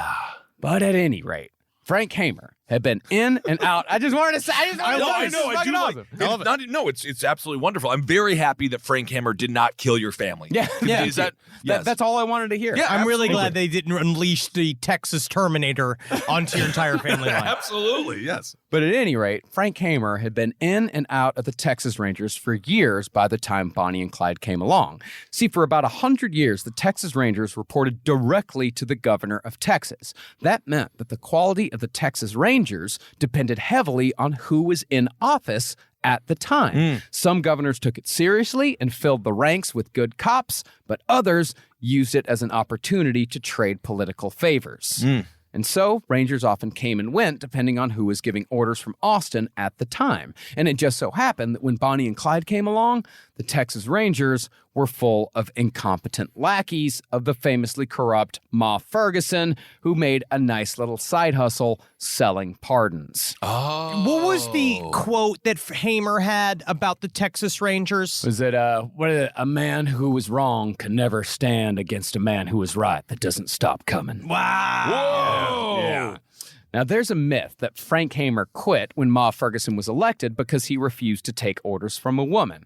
But Frank Hamer had already worked for Ma Ferguson during her first term in the mid-20s.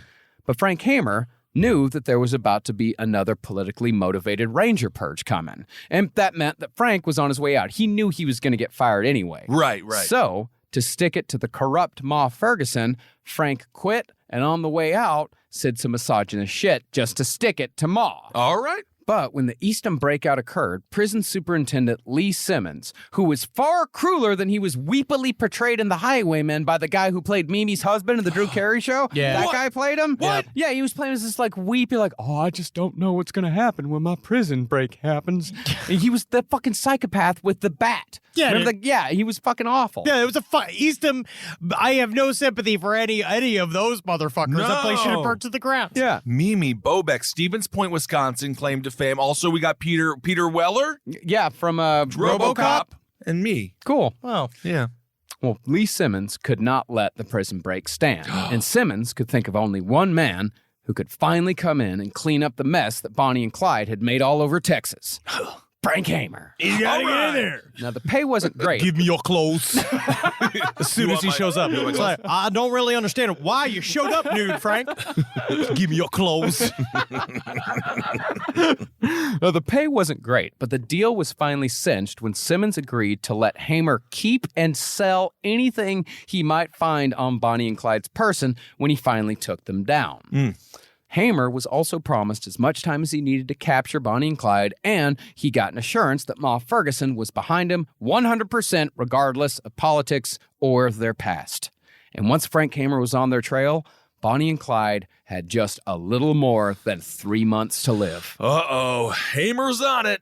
Meanwhile, now that Bonnie and Clyde had actual professionals in their gang, they were doing better than ever. They just started Oh, figuring my it God. out. They are fucked up beyond belief. Right. But they are starting to get a system and starting to mature. Isn't that unfortunate? Well, their first robbery scored $3,800, which works out to about $72,000 in today's money. But a big reason why the robberies went so smoothly was because it was Raymond Hamilton and Hilton Bybee doing the actual bank robbing. Well, they were hard motherfuckers. Yeah. Right. That should have been it the entire time. Bonnie and Clyde should have been the face. They should have had actual people working. They are the producers. Yes. And Clyde, he was just the getaway driver, which was what he should have been doing the whole fucking time. Yeah. Thing was about Clyde, though, is that since family was so important to him, he didn't mind indulging the other members when they wanted to see their family. He's kind of like Dave Thomas in a From way. Wendy's? Yeah, it's something about In what way? because Dave Thomas was an orphan. He said his whole thing about was creating families within the Wendy's community, so he encouraged families to work at the restaurant. First of all, I have no idea if any of that is true. I know that he's an orphan and he did like families, but it is interesting to say Did you go in a Dave Thomas like YouTube hole or something? Dave Thomas he's David Copperfield of burgers. I did not know that you love Dave Thomas, the founder of Wendy's, so much. I don't love him. I respect him. All right. He had a good idea and he ran with it. Square burgers, you gotta love it. Well, the Barrow Gang started spending a lot of time in Bienville Parish in Louisiana with the family of Henry Methvin. Now, although Clyde and Henry Methvin didn't know each other before the break, they became fast friends. Oh. In Eastham, Henry had earned the nickname Tush Hog, which was somehow a tribute to his toughness. It's interesting about how now, if you were in prison and you got the nickname Tush Hog, it'd be different. It might be different. It might be different. Yeah, because it's like, I quit hogging all the tush. Right. Yeah, that could go in a whole series of different directions. Oh, yeah, I don't know the idea of being up to your snout and tush. You know what I mean? Yeah, That's nice. Of course, yeah. I've seen the documents. I've seen the videos. And Clyde liked Henry a hell of a lot more than he liked Raymond Hamilton. See, Clyde and Raymond Hamilton were still button heads, and it only got worse when Raymond started bringing along his own Bonnie, a woman named Mary O'Dare. Yes, and I think button heads is actually how Henry got the name Tushog. Oh, yeah, Mary, she had the bed there. Good there. I did not know. Now, although Mary O'Dare sounds like the perfect bank robber girlfriend, she was really just a pain in the ass. Yeah, she was a real Nancy Spungen. Yeah, see, Bonnie totally understood that life on the road was hard. Bonnie didn't complain, but Mary O'Dare spent her whole time pissing and moaning because they weren't going out to dinner at fancy places and dancing in nightclubs every night like she thought a glamorous criminal gang should. I mean, honestly, she's what all of us would be doing. The thing is, well, yeah, I'm not a tush hog. No, right? no, I'm not none of us are built for the tush road. hogs. We're not no. doing that. No, but I don't know what she thought. The idea of being like, why would you go to a famous nightclub if you were on the run from the law? Right. You can't go to these places. It's the sad thing about celebrity. Well, I think she had like a Hollywood version in her head. Yeah. Like she was watching all these movies like Angels with Dirty Faces and stuff like that, where she sees all these criminals hanging out Yeah. in nice suits. They've all got martini glasses and they're all having a wonderful time. And Mary O'Dare thought that's what life in the Barrow Gang was going to be, but it's just fucking Vienna weenies and bathing in streams. It literally is someone who wants to get into the porno industry, the sex work industry, and they just like go out to LA and they're like, this is going to be just like Boogie Nights. And then they're like, did you finish the movie? And then they're like, no. I watched the first half. No, the first half it was fucking rocking, dude. You know what I mean? But Clyde was stuck with Mary O'Dare because Raymond was pretty much the only one in the gang who really knew what they were doing. But finally, Mary went too far when she tried to get rid of Clyde. Because Mary really liked Bonnie, but Mary didn't like Clyde. You're going to piss off Bonnie. And one night, after Bonnie and Clyde got into a particularly bad fight, Mary tried to convince Bonnie to slip Clyde a Mickey and leave him behind to form a new gang with Mary and Raymond. Yeah, that's a bad look, dude, because Bonnie is fucking loyal. Yeah. And you forget she is a fucking little serpent. Like, at some point, she's just like, what? What did you just say? Do what? To who? And then, Mary O'Dare is thinking they're just having fun, and then all of a sudden, just a click, click, her fucking eyes change. Well, that's what people got to realize when you're in a battle, when you're in war. I mean, obviously, we haven't been in gunfights together, but we've gone through a lot together, and we can make fun of each other. But when someone from the outside says something, it's just like, no. You don't get to do that. No, Do you like your fucking kneecaps? Do you want to keep them? You literally just started in this gang, okay? Right. Like, nope. Well, after that, Clyde told Raymond and Mary to fuck off. And Clyde and Raymond never worked together again. Wow. Now, they might have eventually crossed paths again, if not for the fact that Bonnie and Clyde were going to be dead very soon. Ooh, they had to know this was coming, though, right? Well, they technically, in a way, hoped it would happen because that's how all of these stories end, in a blaze of glory. Yeah. I mean, Bonnie had she had a whole side plan where she thought that they would retire to the hills and they would do all this shit that was not going to fucking happen. Yeah. Because Clyde didn't know how to live another life. Yeah. Right. No, but at this point, are they pretty well healed up? Yeah, for the most part. I mean, Bonnie is healed up. She can like kind of hop along. They're not like, they don't have gaping wounds anymore. Okay. But yeah, they are healed up enough. Yeah, they're not hill ghouls anymore. They are effed up. Yeah. Right. Well, Frank Hamer was hot on their trail. Working in total secrecy, Hamer traced Bonnie and Clyde's steps, sometimes sleeping in his car and eating canned food and hot dogs in an attempt to get into Clyde Barrow's head. He went into full Christian Bale Yeah. method acting, where he's just being like, first thing I gotta do, I gotta tie my leg up to my butt so I know what it's like to hop. Can you imagine just getting into Phil Hamer's Uber ride just after he's been in there for 18 hours eating sausages? And I just got my stink to right where I like it, where the flies die. Now, the myth is that Hamer did this for the entire 3 months that he chased them. But really, Hamer was still going back home for his wife Gladys's cooking every once in a while. Yeah, it's like Christian Bale. Yeah, he is Batman on set all day, but he still has like a nutritionist, and he's still got to go to the fucking gym. He's still got like a couple of calls he's going to have to take where he does have to be like, yes, I would like to put a travel notice on my debit card. Yes, I'm going to Canada. Who's playing the new Batman? Robert Pattinson. I'm excited for it. It'll be fine. I think We're he's all gonna be cool good. with it. Yeah. Yeah, and I'm gonna be Penguin. Yeah. If the It's groundswell is enough behind me. I saw at least 8 retweets on a tweet. But the interesting thing about Hamer is that while he started off with a horse and a six-shooter in 1906, he was a full-on detective by the time he started chasing Bonnie and Clyde. Cool. Well-versed in ballistics, fingerprints, and criminal psychology. So, using those instincts, Hamer started following leads, particularly leads that sprung from the Eastham prison break. Teaming up with some of the Dallas deputies who had been trying to catch the Barrow Gang for years, Hamer went to Louisiana. See, for the most part, Bonnie and Clyde had steered clear of Louisiana when it came to their crimes, which meant that criminal investigations concerning Bonnie and Clyde were non-existent when it came to that state. But Hamer figured that the lack of investigation actually made it the perfect place to investigate. Right. And his hunch turned out to be correct. And looking into the lives of some of the criminals involved in the prison break, Hamer discovered that although Henry Methvin wasn't originally from Louisiana, that was where his family now lived. Specifically, they lived in Bienville Parish. So, Hamer, keeping the lowest possible profile, traveled to Bienville Parish and contacted Sheriff Henderson Jordan and told him to give Hamer a ring should Bonnie and Clyde ever show up. Pretty soon after that, Sheriff Jordan got a call from Henry Methvin's father, Ivy. Now, the Methvins were not well liked in Bienville Parish. Ivy was a mean drunk, and his wife, Ava, was just as bad. I like it when there's two mean drunks. Yeah, it's Yeah, cute. it's fun, right? Yeah. But despite their shortcomings, they still loved their son Henry, and they wanted to do everything they could to rescue Henry from the troubles he'd gotten himself into. So, Ivy Methvin told Sheriff Jordan that he'd gladly turn over Bonnie and Clyde just so long as Henry got a pardon for any and all crimes he committed in the state of Texas. Oh, all right. Absolutely. Oh, yeah. I mean, that's what they do because Texas will just gladly pardon you Yes, at this and- point in time. And then, of course, he could work as a tush hog, dancing his entire life away. He could teach tush hoggery at the local university. Of course.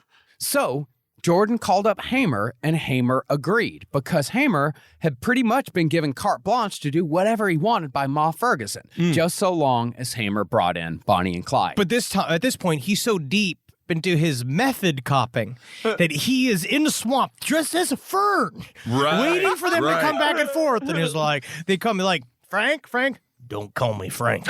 Call me Mr. Plant. But plants don't talk, Frank. I'm going to shoot you in the goddamn head. But right around that time, Henry would be directly responsible for a crime that would almost sink the whole deal. And that same act would also turn the tide of public opinion concerning America's favorite outlaw couple. So they're still getting cheers in the streets up to this point. Yep. Okay. On Easter Sunday, 1934, Bonnie, Clyde, Barrow Gang member Joe Palmer, and Henry Methvin were on their way to West Dallas to spend a nice afternoon with the Barrow and Parker families. Bonnie had even brought along a little pet rabbit to give to her mother, which Bonnie had named Sonny Boy. Aw. I will say a rabbit's a terrible gift. Yeah. Well, they poop a lot. I love when we had a rabbit for a short period of time. I loved Philip, and he was a lovely rabbit. I But had a rabbit named Rusty. everything is covered in shit. Yes, that's and the problem. And they bite. And they do bite small pellets. Yeah. So, once the Barrow Gang got close, Joe was sent into town to give instructions to the families on when and where to meet. In the meantime, Bonnie, Clyde, and Henry Methvin were waiting on the side of the road on Highway 114 just north of Grapevine for Palmer to return. It's at this point the two motorcycle cops, 26-year-old E.B. Wheeler and 24-year-old H.D. Murphy, spotted the trio and decided to investigate. And once again, the woefully underprepared cops had no idea who they were approaching. And when Clyde spotted them coming, he turned to Henry Methvin and said, "Let's take them." But it's important, which we now have discussed as a group. If you have a criminal gang, you need to all get on the same page. Right. Of what the terms mean. What's the slang? What are we talking about here? Yep, because to Clyde, this meant let's take them hostage and dump them down the road somewhere, then get the hell out of Dodge. Okay. Which was the same thing the Barrow Gang had done half a dozen times before. It's like when we say we want to record a podcast, what we say is we want to toss a loogie. Yeah, that's right. We always say You that. want to go toss a loogie? I think that's how you become a tush hog as well. But Henry was new to the gang. He hadn't been on the road with Clyde and Buck and WD back when they did shit like that all the time. Plus, Methvin was drunk. And when Methvin got drunk, he got aggressive. Yeah. So when Clyde said, let's take him, what Henry heard was, let's kill him. So when one of the cops got off their bike and approached the car, Henry whipped out a BAR and fired without warning, hitting E.B. Wheeler in the chest and killing him instantly. And as far as the other cop went, it was his first day on patrol, and he hadn't even loaded his shotgun or even gotten off his bike yet. He's like, oh no! Like, cause it's just like, cause this fucking, it's a wild gun. Yeah, and as he fumbled for the shells, Clyde, he knew they'd crossed a point of no return. He just took the cue, and Clyde blasted the rookie with the shotgun, killed him as well. I mean, I guess at that point, I mean, it's just like, it was like, all right, well, Henry, guess we're fuck doing this. this Now now. we got, either we do this or we die. Then Henry walked up to both cops and fired a few more shots into their prone bodies to make sure they were dead. Or at least, that's one version of the story, although it's the one most likely. Old Man Schaefer told a different story. William Schaefer, who was watching from his front porch half a mile away, went on record with both the press and the police saying that he personally saw Bonnie deliver the kill shots while the cops were laying on the ground. Saw Bonnie deliver the kill shots. Who has one leg? Yes. But that wasn't the story told by Mr. and Mrs. Fred Giggle. the Giggle family, huh? It's the saddest thing I've ever seen. He shot that young cop right in the dick. I just don't think you're taking this very seriously, Mrs. Giggle. I am more upset than you can imagine. Well, the Giggles had been out for a Sunday drive, and they were much closer to the scene than Old Man Schaefer. And the story the Giggles told matches up with what Clyde later told his family. Okay.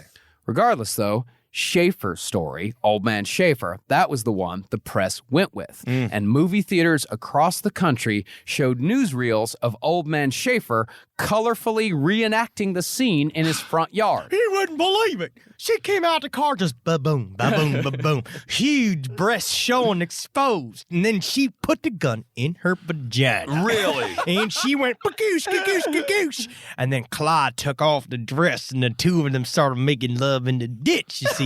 And that's when I entered and I said, can I watch? And then Clyde said, let me watch, right? Yes. And next thing I know, we're cornholing each other while the radio was playing, and then it started raining, right? And that was one of the best days of my life. Well, as a journalist, I know that you're lying, but also as a journalist, that's the story we're going to use. That's the story we're going to go with. Well, things looked even worse for the Barrow Gang when it was revealed that Officer Murphy was just 2 weeks from his wedding. And shit got real bad when his fiancée showed up to Murphy's funeral in her goddamn wedding dress. Oh, It's like that's so sad. It's like November rain. It is like, it literally is November rain. Yeah. Oh, man. Furthermore, the cops had a vested interest in Bonnie and Clyde being the sole murderers here. The wheels for Henry Methvin's pardon were already turning, and if it came out that Henry Methvin was a murderer, it might put a kibosh on Frank Hamer's whole operation. So he got away with one. He got away with it. Yeah. Now, the public had always assumed that Clyde was a straight psychopath, but that image had always been tempered by Bonnie, who'd always seemed like a good-time girl along for the ride. Right. As such, if Bonnie ever turned herself in or was caught, it was assumed that she'd get off with a relatively light prison sentence, maybe 10 years, 15, but all that changed after what came to be known as Bloody Easter. Now, you had Old Man Schaefer's image of Bonnie murdering an honest young cop with a shotgun, laughing and saying, look at how his head bounces. So if Bonnie was caught, she was going to the fucking chair. Woo!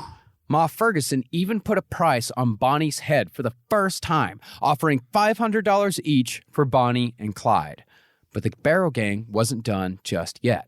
5 days after Bloody Easter, Bonnie, Clyde, Henry, and the rabbit got stuck in the mud once again after some heavy Oklahoma rains. And I'll tell you what, that rabbit was the actual psychopath. Absolutely. It had a little grenade up its asshole. Oh, is that right? Yeah, I've seen Donnie Darko. I know how it goes. So the gang decided to just sleep in the car and wait for the road to solidify. And that's how officers Percy Boyd and Cal Campbell found them. See, the cops thought they just found a carload of drunks. And when the Barrow Gang saw the cops approaching, Clyde tried to get away, but the road was still wet, so the tires sunk down to the rims. Now, Cal Campbell was just an old man who'd taken up a constable job to shore up some of his losses in the Depression. And because he was barely trained, if at all, he was a little jumpy. He thought he saw someone go for a gun. So Campbell drew his piddly little pistol and fired. Of course, the Barrow Gang responded with rifles. A bullet severed Campbell's aorta, and he died shortly thereafter. And the Barrows hit Boyd as well, but decided to take him hostage instead of finishing him off. The problem was that the car was still stuck in the mud. This What are shit they gonna is- do? There's a lot of logistics. Yeah. Always with Bonnie and Clyde. Absolutely. Luckily, though, this was a relatively populous area, so when the shooting started, a few farmers came out of their houses to see what was going on. And after noticing them, Clyde immediately drafted the farmers with his gun and got them to work on pushing out the car. Leadership's about delegation. I guess so. And anytime a motorist stopped to see if they could help, Clyde pointed his rifle in their direction and made them get out of their car and help as well. It wasn't until a man named Charlie Dobson came by with a chain and a truck that the Ford V8 finally got free. The whole thing had taken about 40 minutes. Okay. The whole time, there's this corpse of this old man sitting in the road right next to him. Jeez. But only a few miles away, the Barrow Gang found the road blocked by 2 more cars stuck in the mud as well. Oh, my goodness. This is such a pain in the goddamn ass. really And all is. of it just nothing's easy. You remember, they haven't stopped. This is another week of just Jeez. constant movement. This is 5 days after after Bloody Easter, and they've been on the road the whole fucking time. And so when they found the other 2 cars stuck in the mud, Clyde and Henry got out and helped them push the cars out of the way. And this whole time, Officer Boyd was tied up in the car with Bonnie. And when Boyd was dropped off a few hours later, he said that he was totally convinced that Bonnie and Clyde were not cold-blooded murderers. Although there may have been a little Stockholm syndrome at work here. Boyd said that he was convinced they were just dumb kids drowning in the deep end, and he kind of even forgave them for killing his partner. It was the first day on the job for his partner. They didn't have a chance to bond. Yeah, they really did. And when they let Boyd go, he asked Bonnie if there was anything she wanted to tell the press on behalf of the Barrow Gang. And Bonnie's only statement was this: Tell them I don't smoke cigars. Ma'am, that is like the least of what they're saying about you in the papers. They said that you're a murderer and you're hanging out with like a rapist. I'm no Kevin Spacey. I don't smoke cigars. I don't think. And still, this whole time, the state of Texas was working on a pardon for Henry Methvin, despite the fact that he'd been involved in 2 murders. It seems like he was the most aggressive one. Yes. Very much so. And by this time, it was well known that Frank Hamer was on the trail. After Bloody Sunday, Hamer had put together a posse, and since the Texas government had to look like it was doing something, they released Hamer's involvement to the press. Which is he was trying to keep as quiet as possible for so long because he knew the longer he was operating in silence and in secrecy without them knowing that he was on this trail, then he would be able to catch up to them easy. But the fact that Frank Hamer was on the trail didn't really bother Bonnie and Clyde. Now, it could be that they were too young to know just how legendary Frank Hamer was, because Frank Hamer was a celebrity. It could also be they figure one more cop, who gives a shit? Right. There's already 1,000 cops after us right now. Who gives a shit for one more guy? Sure. But they didn't understand it was it is Steven Seagal, but from Under Siege, not in real life. Oh, that's good. Yeah. Yeah, that's good. Oh, Under Siege, Steven Seagal. Very badass. Back when he was thin. Kind of. Well, Frank Hamer's original plan was to take Bonnie and Clyde alive. And this was despite the fact that the Barrow Gang notoriously never surrendered no matter what the situation.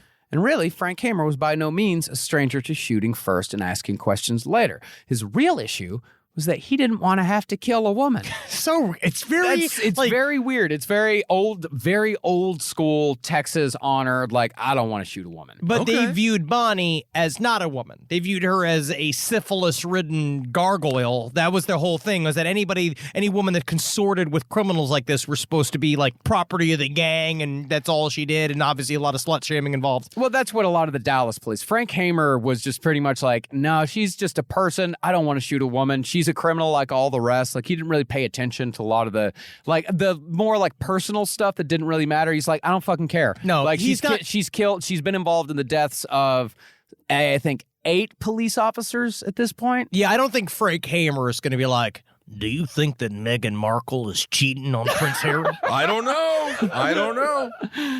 Well, the thing is that his original plan skirted the inevitability of murdering Bonnie and Clyde. See, when the Barrow Gang came to Bienville Parish to visit Henry Methvin's family, they didn't stay with the Methvins. They stayed in an old abandoned house, which was fairly easy to do since the countryside was littered with foreclosed homes. Oh, okay. So Frank's plan was to figure out where they were going to sleep beforehand, sneak in while the gang was asleep, pistol whip them into submission, kick their guns away, and take them in. Let me see those kneecaps. Yeah, let me see those shins. Oh my God, it's the tiniest leg I've ever seen on a woman.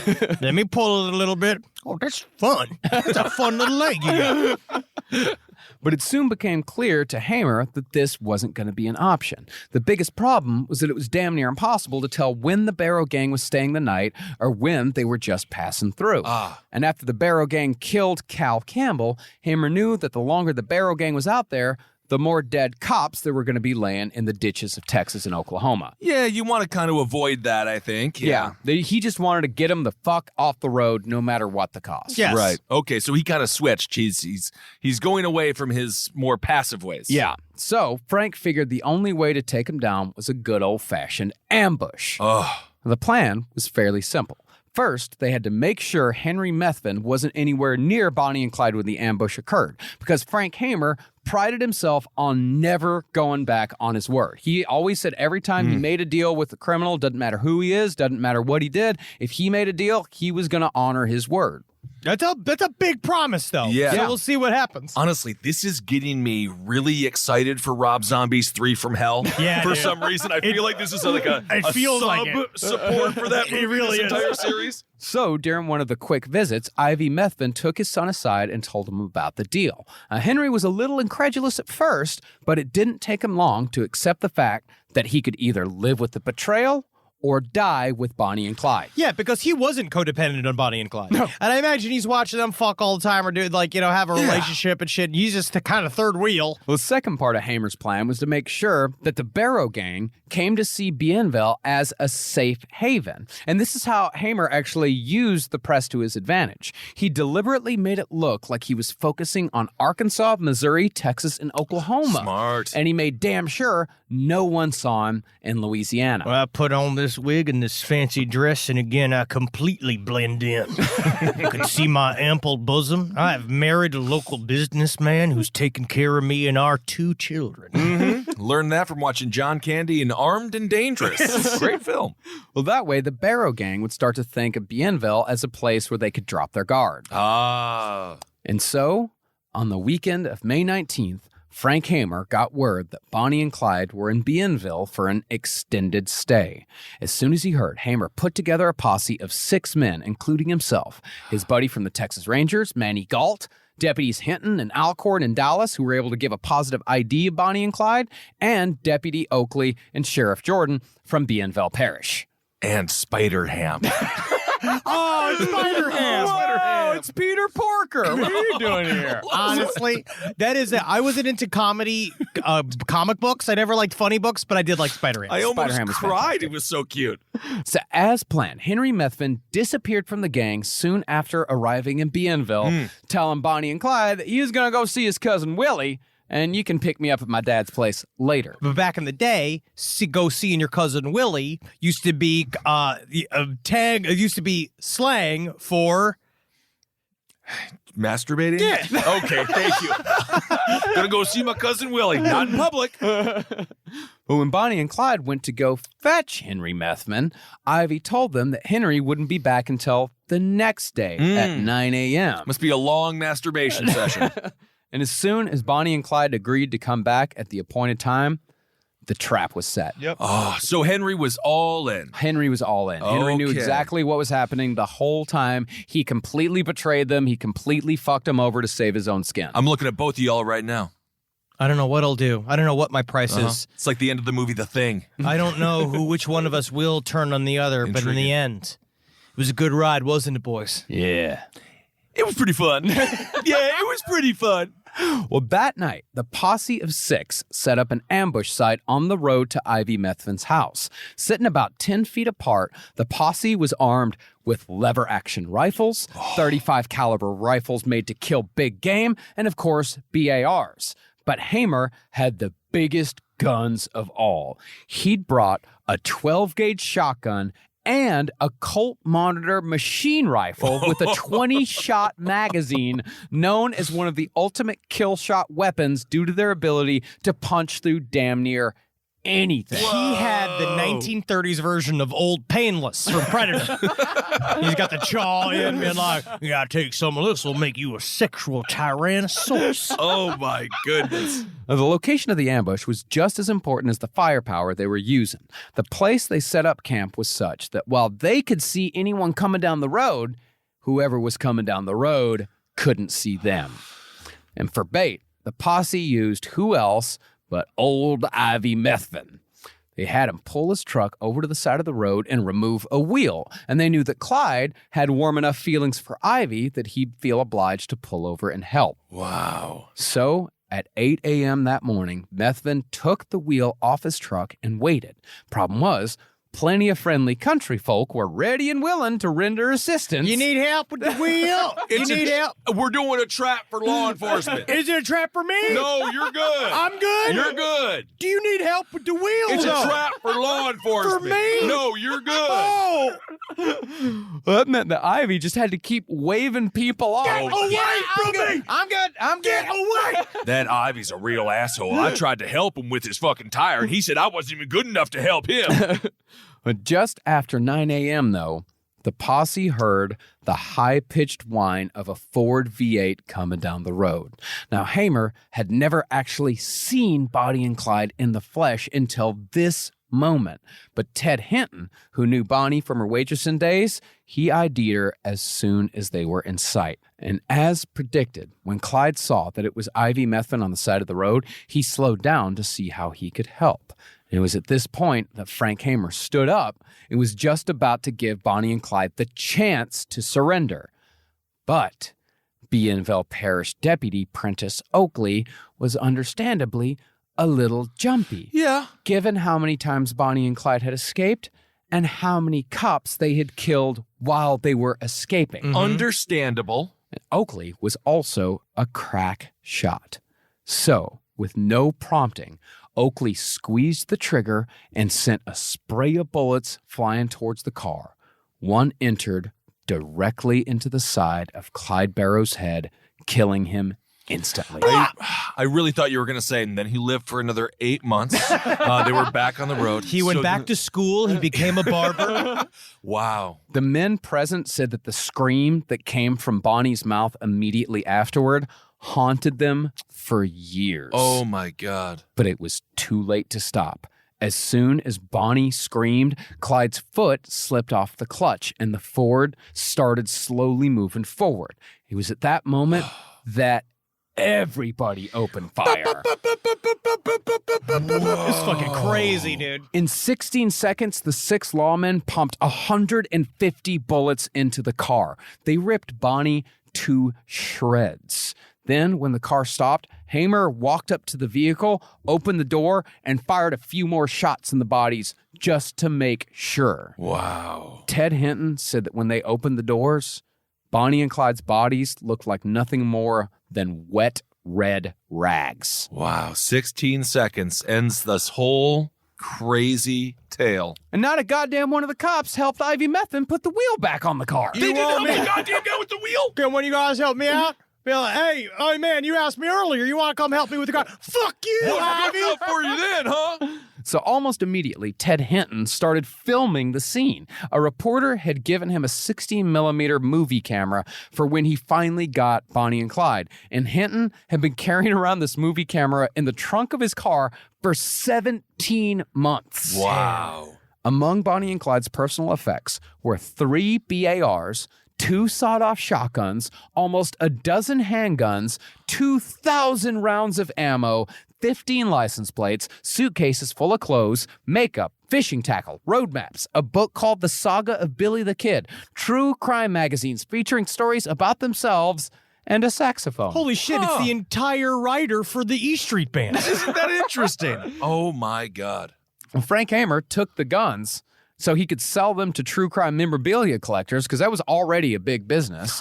And he took the tackle box for his own personal use as payment for a job well done. So he just wanted lures out of the thing? Lures. This whole thing was a large plan for him to get lures? Lures and the guns. Yeah, but he also, this is just, you've been hunting these dudes. Yeah, You've been dressed as a plant for 3 weeks. You're living in the He swamp. never dressed as a plant in the swamp. He made love to that man pretending to be a woman. I do like that he, I mean, we don't know if he knew. See? That's the great thing with just saying stuff. But Bob Alcorn, he took the sax. But he later felt guilty about it and returned the sax to the Barrow family.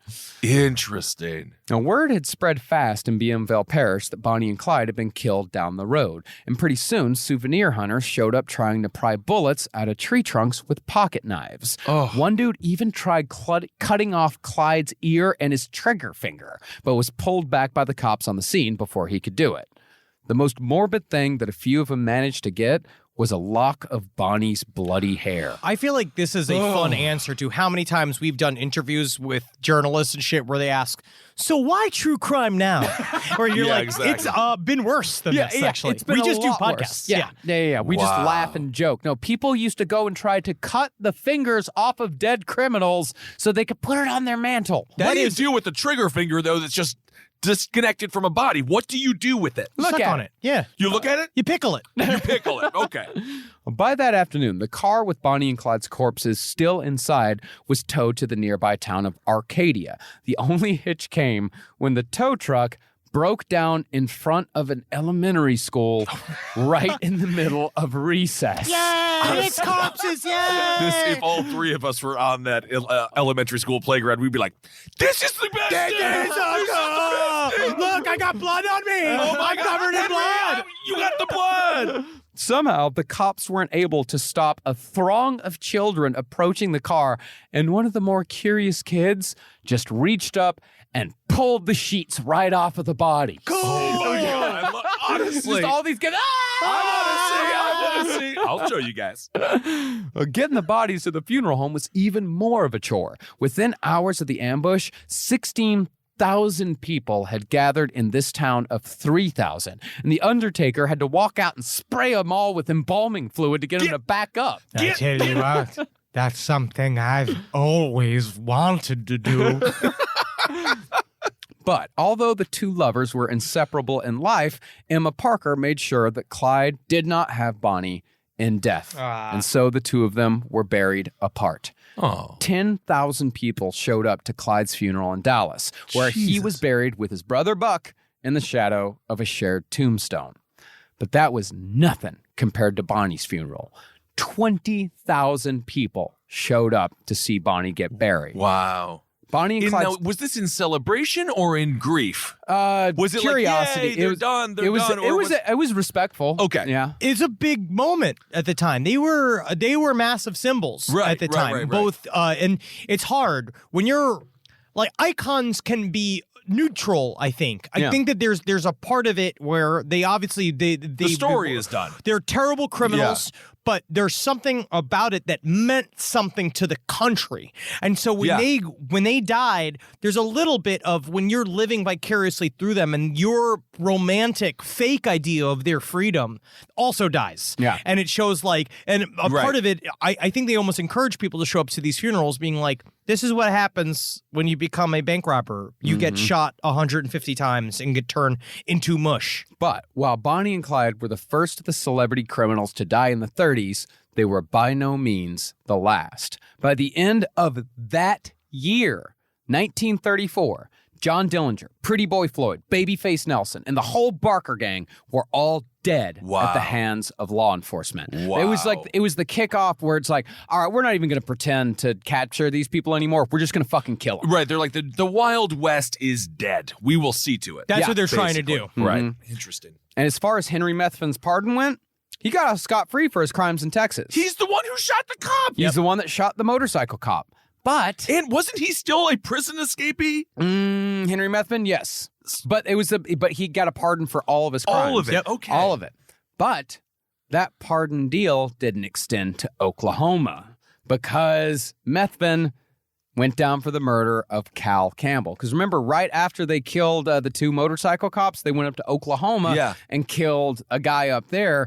And the pardon deal was only with Texas. So they were like, yeah, you got pardoned, but all right, we're taking you to Oklahoma. It's like what's happening with Paul Manafort right now. Yeah. Oh, yeah, they wanted to get him. Yeah. But Hamer still came and testified on Methvin's behalf because a deal was a deal. You help me out, I'll help you out. That's the way it goes. All right. Methvin served only 8 years and got parole. So he murdered 2 people and got 8 years after a prison escape? Yep. Yeah. Not bad. And then died a few years later after he passed out drunk on a train track and a locomotive cut him in half. Well, That's that was called- bound to happen. Yeah. That's called going from a 12-incher to a 6-incher. W.D. Jones, he lived until 1974. No shit. Yeah, he even did like an interview with Playboy magazine in like the early 70s. It's an interesting read because it's him talking about back in the day and how that's a cool time period in the 1970s because people like Charlie Chaplin were still alive, like those things where that bleed over from a truly a middle period of the American timeline. Where you go and mean like all of this, it's like now that all those people are gone. The thing about W.D. Jones, though, is he was shot to death by the boyfriend of a woman he'd taken home from a bar. Wow. That's how he ended his life. Oh, my goodness. And Joe Palmer and Raymond Hamilton, they got sent to the chair for completely separate crimes outside of the Barrow Gang. They were cruising for it, though. Yeah, they were going to end up in the chair eventually. Okay. Most of the Barrow and Parker family, though, they ended up doing time for harboring known criminals. They had got anywhere from a few hours to some of them got 2 years in prison. Okay. Cumie and Emma, they both did a month each. Really, it seems like the only kinda sorta happy ending when it comes to this story involves the infamous Bonnie and Clyde death car. Thank you. It's like Herbie the Love Bug. Oh, yeah. Well, see, since the car was stolen, it was returned to the original owner in the condition in which it was recovered. That's great. Thank you so much. It's like the Big Lebowski. And since it was useless for driving, the owner rented it out to a guy who called himself the Crime Doctor for $150 a week. Hell yeah. And the Crime Doctor took it to county fairs throughout America for years afterward. I wish Charles Manson would have just married Star. Dude. We'd see a fucking stuffed up taxidermy Charles Manson just in a glass car. I don't understand why he was against that plan. It is the way serial killers should go out. The idea of making him a sideshow would have been fucking incredible. We could have opened for him. Yeah, and the Crime Doctor, he even took Emma and Cumie on a tour for a time with the car, which is a little weird. A little bit, yeah. The whole thing is a little weird. Yeah, the whole thing's a little weird, but the car eventually got a permanent home at Whiskey Pete's Casino in Primm, Nevada, where it can still be visited to this day. What a beautiful town that must be. Primm, Nevada, Whiskey Pete's. Wow. I love it. All right. And that is the story of Bonnie and Clyde. Goodbye, love. Goodbye, tenderness. Goodbye, Bonnie and Clyde. They're in the sky being stupid on the other side. Robin Godsbanks. That is awesome. What a tale, Mars. And a special thanks to everyone who helped out on this episode, including research assistant Rachel Shue and Carolina, who was invaluable with the gang and Frank Hamer research. All right. And if we may have a 30-second profanity-free segment. Starting the clock now.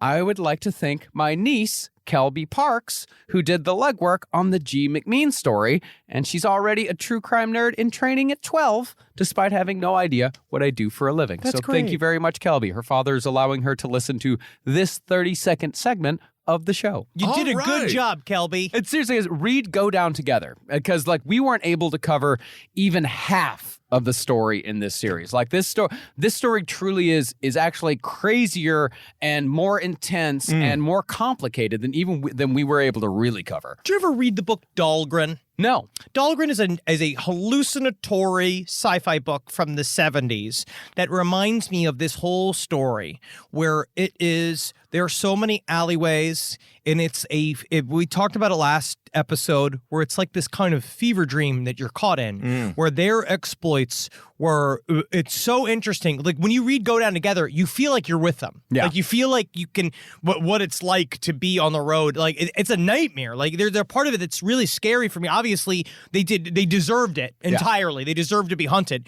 But that feeling of like you can't go anywhere and you can't do any of the shit, but you can also see how it's also brought them together because they were the only people that understood what they were experiencing. Nobody else in the world knew what Bonnie and Clyde were going through but Bonnie and Clyde. Right, absolutely. All right, well, that was awesome. Little history lesson there. So we got a bunch of shows coming up. We're right now, obviously, we're in beautiful Australia. This tour has been dope. Thanks for everyone who came out to our show in Perth. Adelaide was so awesome. We're excited for Sydney, Melbourne, and Brisbane. It's going to be completely dope. And then we will be in California. Yeah. My contact just fell out. Yeah, go to lastpodcast.com for all of the shows that we have coming up in the next year. We're going to Europe. We're coming to California. We're coming to the Midwest. We're coming to, the New York area, New Jersey, Pennsylvania, all kinds of fucking places. Man, I can't believe we're doing a casino show in Atlantic City. I am so excited. It's like ridiculous. It's going to be fucking weird. It's going to be real weird. I'm really excited. That is the one time I will gamble. Can you play blackjack with me, please? Of course. And roulette? Oh yeah. Okay. No, I'll go with you on a casino adventure in AC. That's a one spot. I'll do it because it'll be a little dalliance. But I like spending money on things I get. No, but when you spend money, you can actually get money at a casino. You can. I am bad gambler. I am bad gambler. All right, everyone. Well, thank you all so much for listening. We love you. Without you, we don't exist. So hail yourselves. Hail Satan. Elgin. Magustalations. Hail me. And honestly, come to goddamn Australia. Come to goddamn Australia. We're having a fucking blast. It's great. Seriously, it is so worth it. It is just a beautiful place. Beautiful. After you get over the time change, which makes you feel like I still feel like I'm tripping balls all the time. Yeah. Goodbye. Bye. This show is made possible by listeners like you. Thanks to our ad sponsors. You can support our shows by supporting them. For more shows like the one you just listened to, go to lastpodcastnetwork.com.